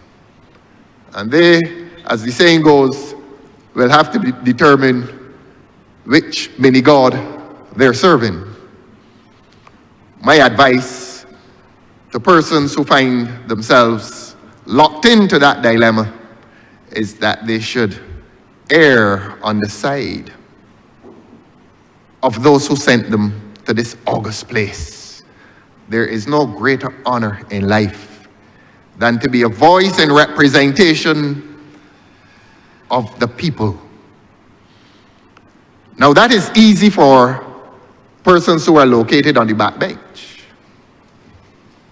But it is not impossible for a person who is a member of that third institution within the state, the cabinet. There's recourse, but my legal counsel today does not extend to that. And I am probably not qualified to give political counsel. But from my parliamentary colleagues, I turn to the people of Barbados, and I remind the people of Barbados that every one of us in here, all 30 of us, must put the interests of constituents first. That is the paramount interest in here, that when we rise to speak on anything, if there's conflict between governmental policy and the interests of constituents, there ought to be no dilemma. That is as much political and legal advice as I am prepared to give to all 29 of my parliamentary colleagues in here today. It takes courage. It takes courage. A government has overwhelming power. Overwhelming power, and I know it takes courage. On the subject of courage, I welcome the Honourable Member for St. Michael East, who has rejoined us on the subject of courage. And I know it takes courage to resist your government. I know it takes courage. But faced with a choice between the privilege of governmental office and that of parliamentary constituency representation, again I say, have some courage. I can't use the colloquialism, that would be unparliamentary, but have some courage. And I thank God that He granted me on that occasion the courage to fight the government, not in my own interests, but in the interests of those who sent me. And so today, I am happy to say that the wetland at St. Lawrence Gap, south of DV Hotel, is intact. And just last week, I was about to take a photograph of that beautiful area. I would just urge I would just urge the Honourable Member for St. Michael Southeast to send some of the several workmen at her disposal to clean the immediate vicinity of the grass and to convert it or to restore its natural beauty. Coming out of a wet season, it is certainly a verdant location. The trees are so beautiful. The birds sing so lustily, and it is not a location foreign to the Honourable Member for St. Michael Southeast.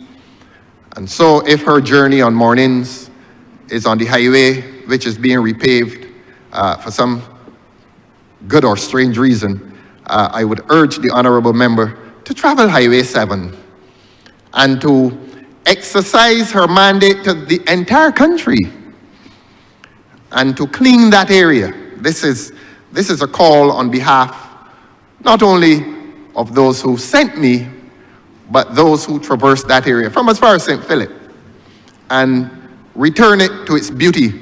But perhaps that is the mandate of the Green Man. I call him with some endearment, the Green Man.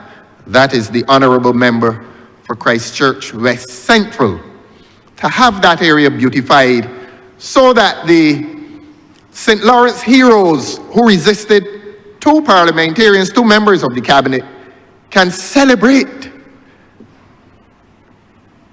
their victory against a very powerful government that wanted to destroy the heritage along that south coast, and to resist that tide, that marine tide, and not only the marine tide, but the political tide that would have threatened the very existence of that beautiful area called St. Lawrence. Permit me, therefore, Your Honour, with that short introduction, to come to the legislation itself. Now, the Honourable Member is correct. The Honourable Member does anticipate that you don't really resist, you generally don't resist environmental legislation. The Honourable Member is correct in stating that the predecessor legislation came here without, I think, contest or controversy. And the Honourable Member now knows my approach so well. I hate to be predictable, but perhaps when one is propitious, one can be predicted. I am not wicked. I don't get into gymnastics in here.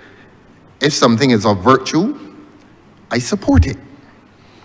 And if parts of it are without virtue, as the Honourable Member anticipates, I will draw it to the government's attention. And that has been my practice around here since I found myself, or since the Lord put me in this chair. That has been my practice. Now, I look curiously at section 17 of the legislation. Let the public hear from me as well. The public would have heard, those who listened to her very soft and delightful tones may have heard the Honourable Member for St. Michael Southeast state that this legislation is largely about the business of preventing flooding and inundations caused by excessive rains and high tides. That is a part of the long title that I have read. And it goes on, and the prevention and mitigation of injury to persons and damage to property from the effects of movement of water, particularly storm water. I don't think as children we were aware as to how dangerous floodwaters are. We are now in a time in which political floodwaters are going to become very dangerous as well. But let us deal with the floodwaters that come from the rain.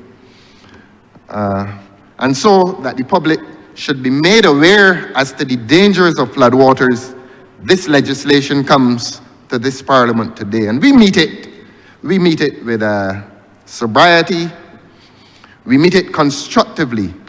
But I want to look at section 17 of the, clause 17 of the bill. Permit me to read it, sir. The rubric says, duties of land developers. Now, we are in an era in which people get very, what's the word I'm looking for? People get very sensitive and aware when they hear the word developers. Unhappily, the government may have conducted itself in such a manner in which developers are looked upon with suspicion. But the country does not want to look upon developers with suspicion because developers are investors. What is really happening, I will tell the government this, it is not so much that Barbadians are looking upon developers with suspicion, but that Barbadians are looking upon the government with suspicion because the government is displaying a behavior in relation to developers that is not meeting the approval of the people of this country, and the government knows that I'm talking about Gemmett's Lane. But even before we come to Gemmett's Lane, we came to Whole Town, and Whole Town really has been an area mired in political controversy. It is an area in which the public seems to have lost a lot of confidence in the government. The people seem to be suspicious of the government, so that even if the government brings this legislation today, and if this legislation has some merit and virtue, it will be obscured by a public that is no longer seeing virtue and merit in government's behavior. So that I see my role on this place where the Lord sent me as being that of speaking to the public and saying to the public, look, where there is virtue and merit, let us examine it. Or as I normally say, let us scrutinize it and analyze it and criticize it. And there are occasions on which we will not chastise. And I don't think there's any chastisement today, but let us scrutinize, analyze, and criticize in a climate of parliamentary collegiality, in a climate where there can be some parliamentary objectivity upon a subject that is worthy. And this subject is worthy. Clause 17 speaks of duties of land developers. Permit me to read it, sir. Submission of stormwater drainage plan. Section 17, clause 17, subclause 1. A land developer shall prepare for the approval of the chief technical officer and the director of planning and development, where the latter so requests, a stormwater drainage plan for the proposed development area. So that developers, if I understand that correctly, are obliged by this law and probably previous laws to make a submission to town planning as to their treatment, no pun intended, of the issue of flooding. In other words, you come to build something, preserve the interests of this country in ensuring that you are not going to build something that becomes a hazard. Now, I distinctly remember when the Honourable Member for Christchurch West made a presentation in here a few weeks ago on that now infamous Whole Town project. We had a very civilized and sober exchange, and I asked the Honourable Member if he could guarantee to the people of this country, and more particularly the people of St. James, that the question of flooding would be dealt with in those plans to build whatever monstrosity they plan to build down there, I asked in a very gentle manner about the question of flooding. And the honourable member, as he is wont to do, he responded with sobriety and said that there had been those safeguards dealt with, certainly in relation to flooding. Now, those with local knowledge would still insist that Whole Town is going to be perhaps perpetually a difficult area for development, certainly when it comes to the prevention of flooding. Clause 2, subclause 2 of that bill goes on to say what the developer has to do in his correspondence or his submission to the Director of Planning and Development, who then forwards it to the Chief Technical Officer. I don't know what are the best laid plans of mice and men, nor even developers in relation to that project. But the question will arise as to whether this legislation retroactively, when it is passed, applies to the Whole Town project, or whether this legislation is too late for the Whole Town project. The Honourable Attorney General and his assistant in here will tell the people of Barbados where this legislation, when it is passed by a majority government, the government gets everything passed in here. Not because it is compelling, but because the numbers permit good law and bad law to be passed. So whether law is good or bad, it gets through here because, as the Honourable Prime Minister said a few weeks ago here, I have 29, so I don't worry.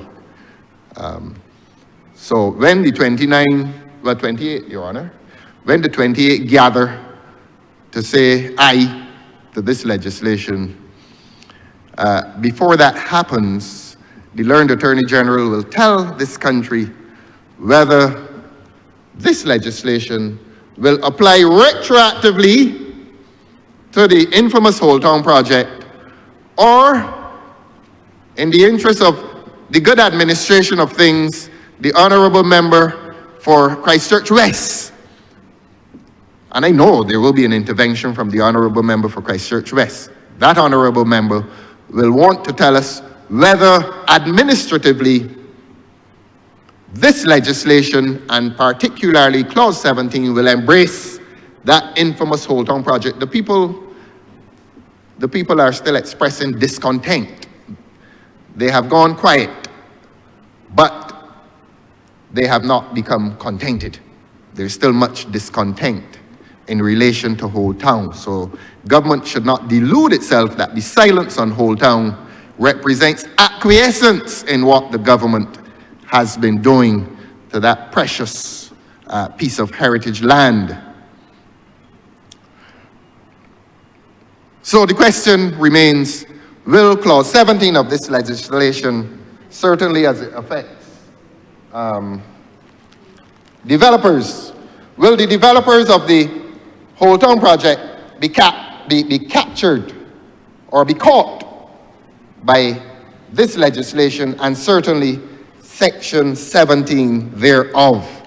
And let me repeat for the sake of the people of this country, Section 17 speaks of the duties of land developers, and those duties relate to their compulsion to submit those plans to the Director of Planning, who then forwards it to the Chief Technical Officer, so that there shall be compliance, so that flooding will be prevented and or avoided in that area. I know that the Honourable Member for Christchurch West is eager to tell the people of Barbados where that development stands in relation to this bill, which is not yet the law? Or have they escaped? Have they escaped the net, the progressive net of this legislation?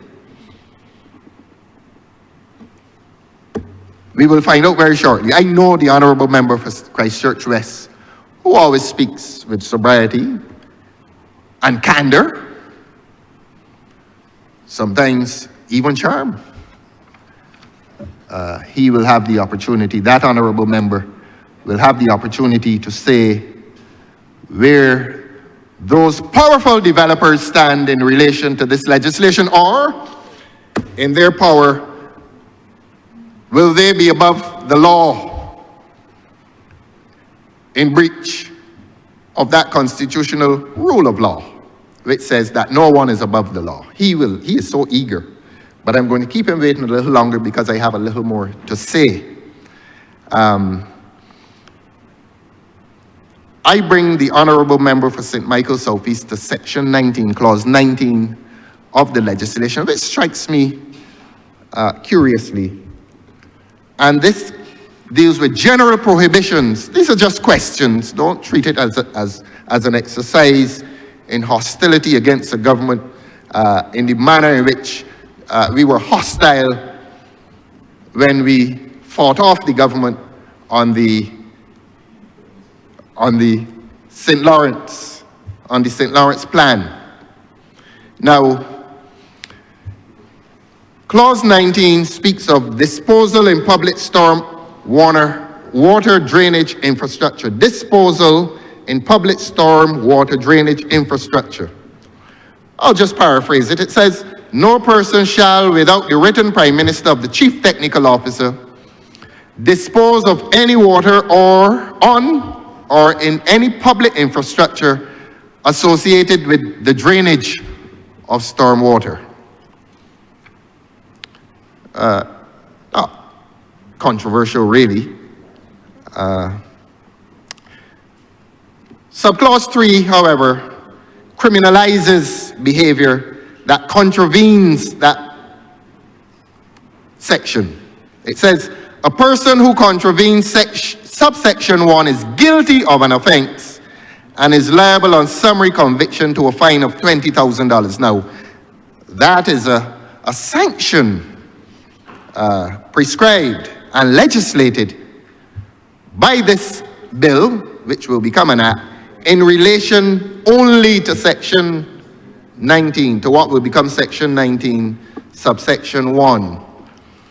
In other words, what I'm saying is that Section 19.1 prescribes the actions of persons, that no person shall, without the written permission of the Chief Technical Officer, dispose of any water on or in any public infrastructure associated with the drainage of storm water. So that a person who contravenes that is criminalized. He or she is guilty of an offense and is liable on summary conviction to a fine of $20,000. Now, it spares them prison, but it is still serious. And that is in relation to persons who dispose of floodwaters in any public infrastructure without the written permission of the Chief Technical Officer. So that you understand that if water is trapped in an area upstream or uphill, a person who goes and releases that water, he says, look, this place is mine, and I could open the floodgates when I feel like. No, the legislation is sensibly telling him, you cannot do that, because it is your property, your land, your dam, or whatever. It does not mean that you can release those waters downhill. So you have to ask the permission of the Chief Technical Officer. A person who does that, a person who contravenes that, is criminalized. Now we go back to Section 17. Duties of land developers. A land developer who contravenes the provisions of Section 17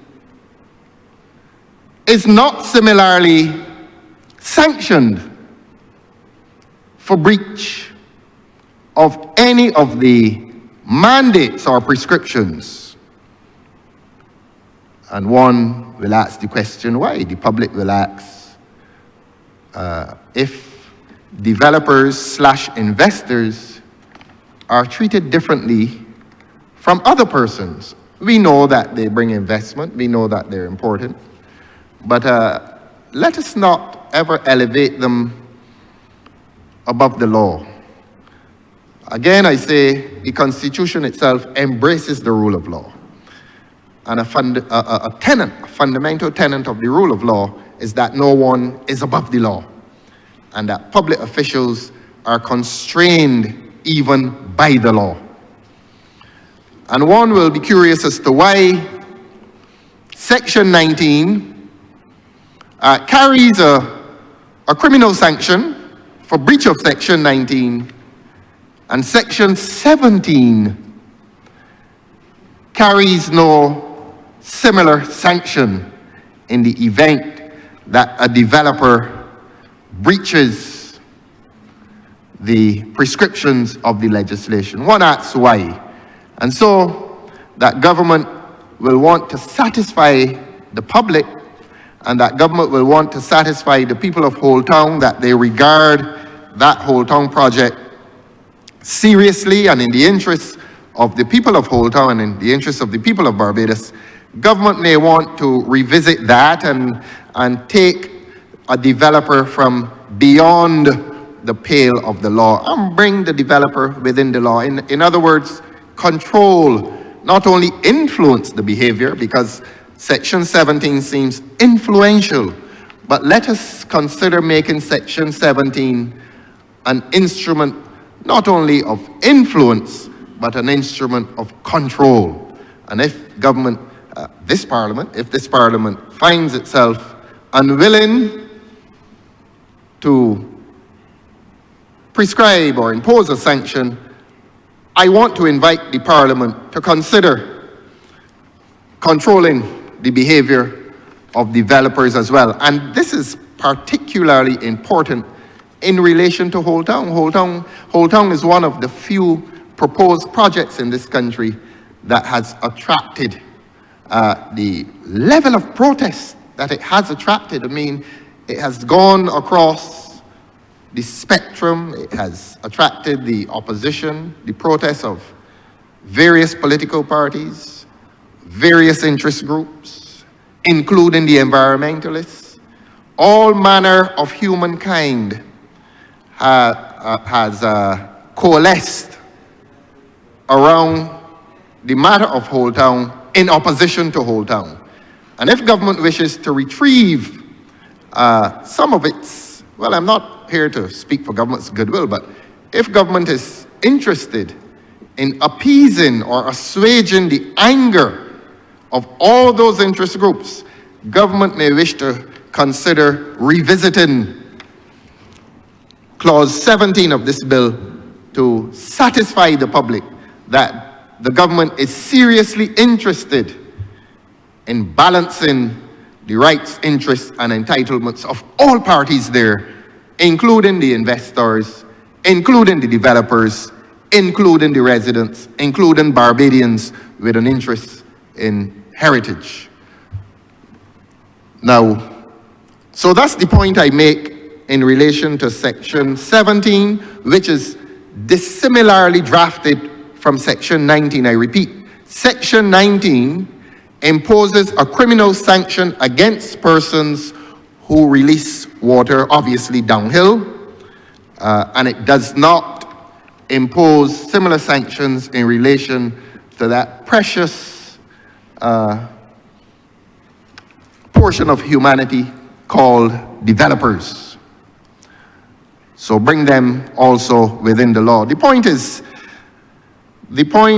made even further. I look at Section 25 of the legislation,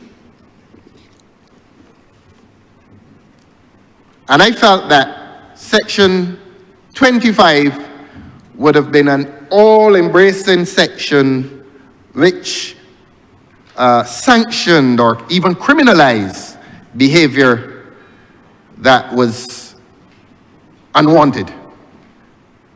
And so I felt that Section 25, often in legislation, a section would prescribe or stipulate for its own penalty. But then you come to the end of the legislation and there's a general penalty section, a general sanction.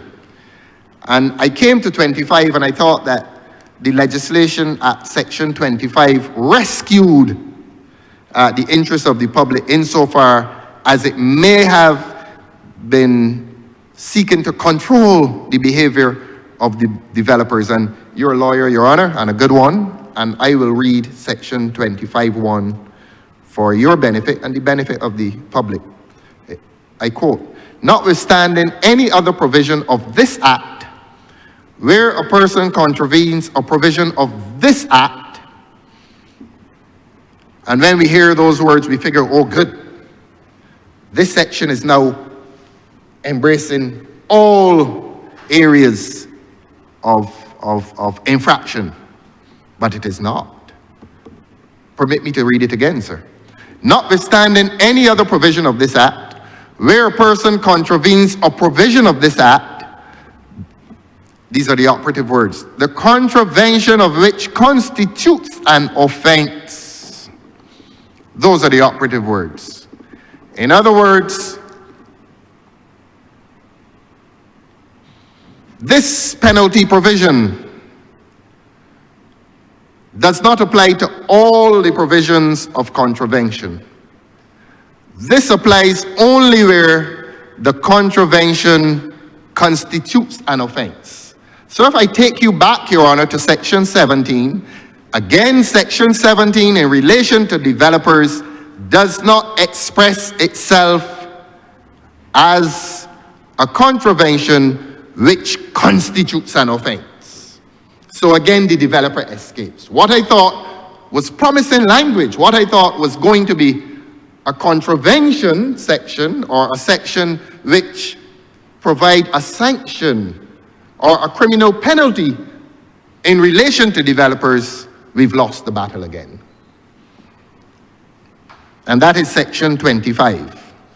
So if the government is accused of giving preferential treatment to developers whom we love, whose presence we love, because they invest in a country, they bring foreign exchange into a country.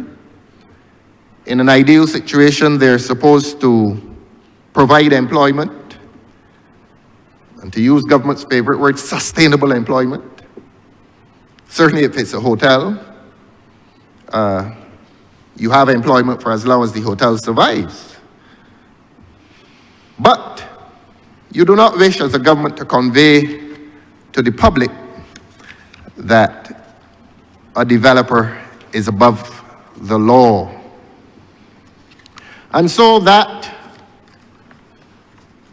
is my concern in relation to legislation which I agree is really needed for this country.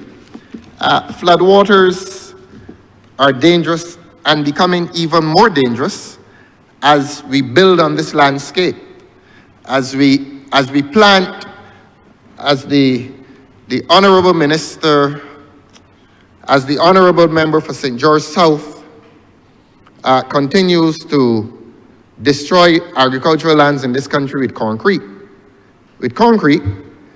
That has drainage implications.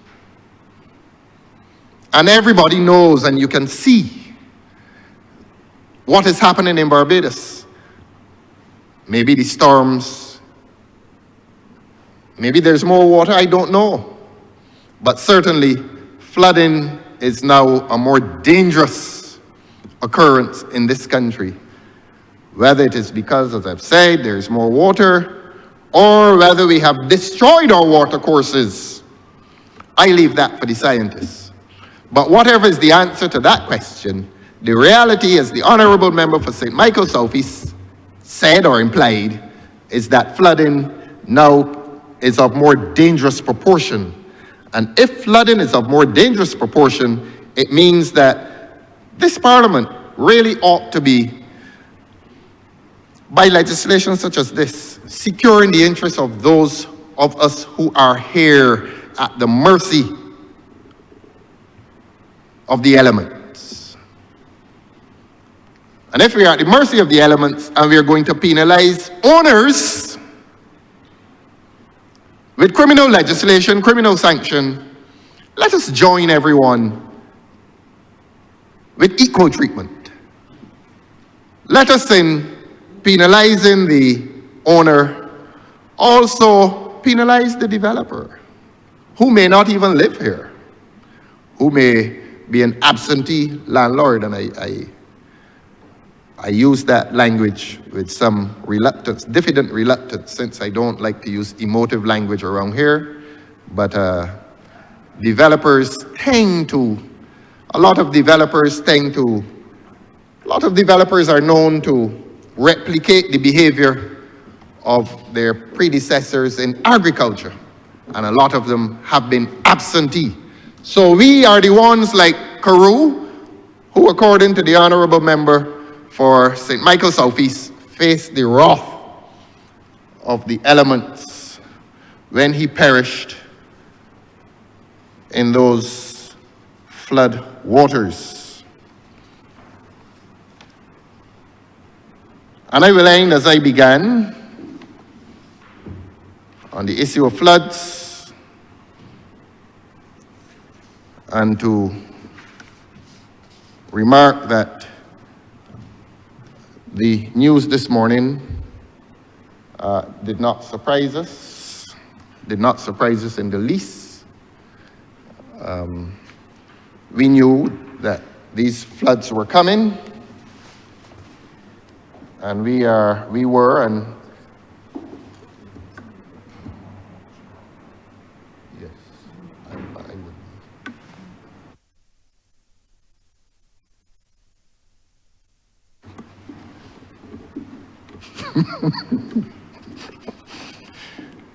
Yes, so that I will let them eat. And merely to remark that as I began, there's a tide in the affairs of men which, taken at the flood, we are talking about floods here, leads on to fortune. And to remind this government that omitted all the voyage of their life is bound in shallows and in miseries, for whom the bell tolls. That is another question that may be asked. For whom does the bell toll? But on the subject of floods, let this government understand that this opposition and this opposition party, for which I so proudly speak, certainly in relation to floods, we are floods, sir, that there's no surprise. This legislation on floods does not surprise us. The news of another flood does not, in St. James North of all places, does not surprise us, and we will take that tide in the affairs of Maine, not for our political fortune, but to safeguard the fortune of the people of this country. Because there's a time coming when the people of this country need to be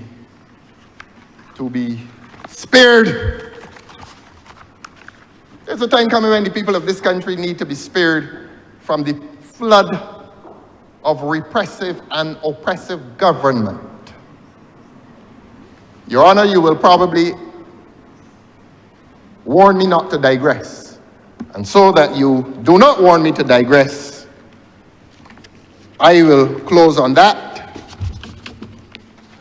and just quote James Baldwin. Well, I'd better leave James Baldwin alone for the time being. But there is larger support for uncontroversial legislation, except that I invite the government to pay some attention to the intricacies of this legislation, which dispense unequal treatment as between those who live, work, and invest in this country. Your Honor, I'm obliged to you. Thank you, sir. Honourable Best. Mr. Speaker, I beg to move that this honorable chamber be now suspended until 2:45 p.m. Question is that this honorable chamber be suspended until 2:45 p.m. All those who are members in favor, please say aye. Those against, please say no. We think the ayes have it. This honorable chamber stands suspended until 2:45 p.m.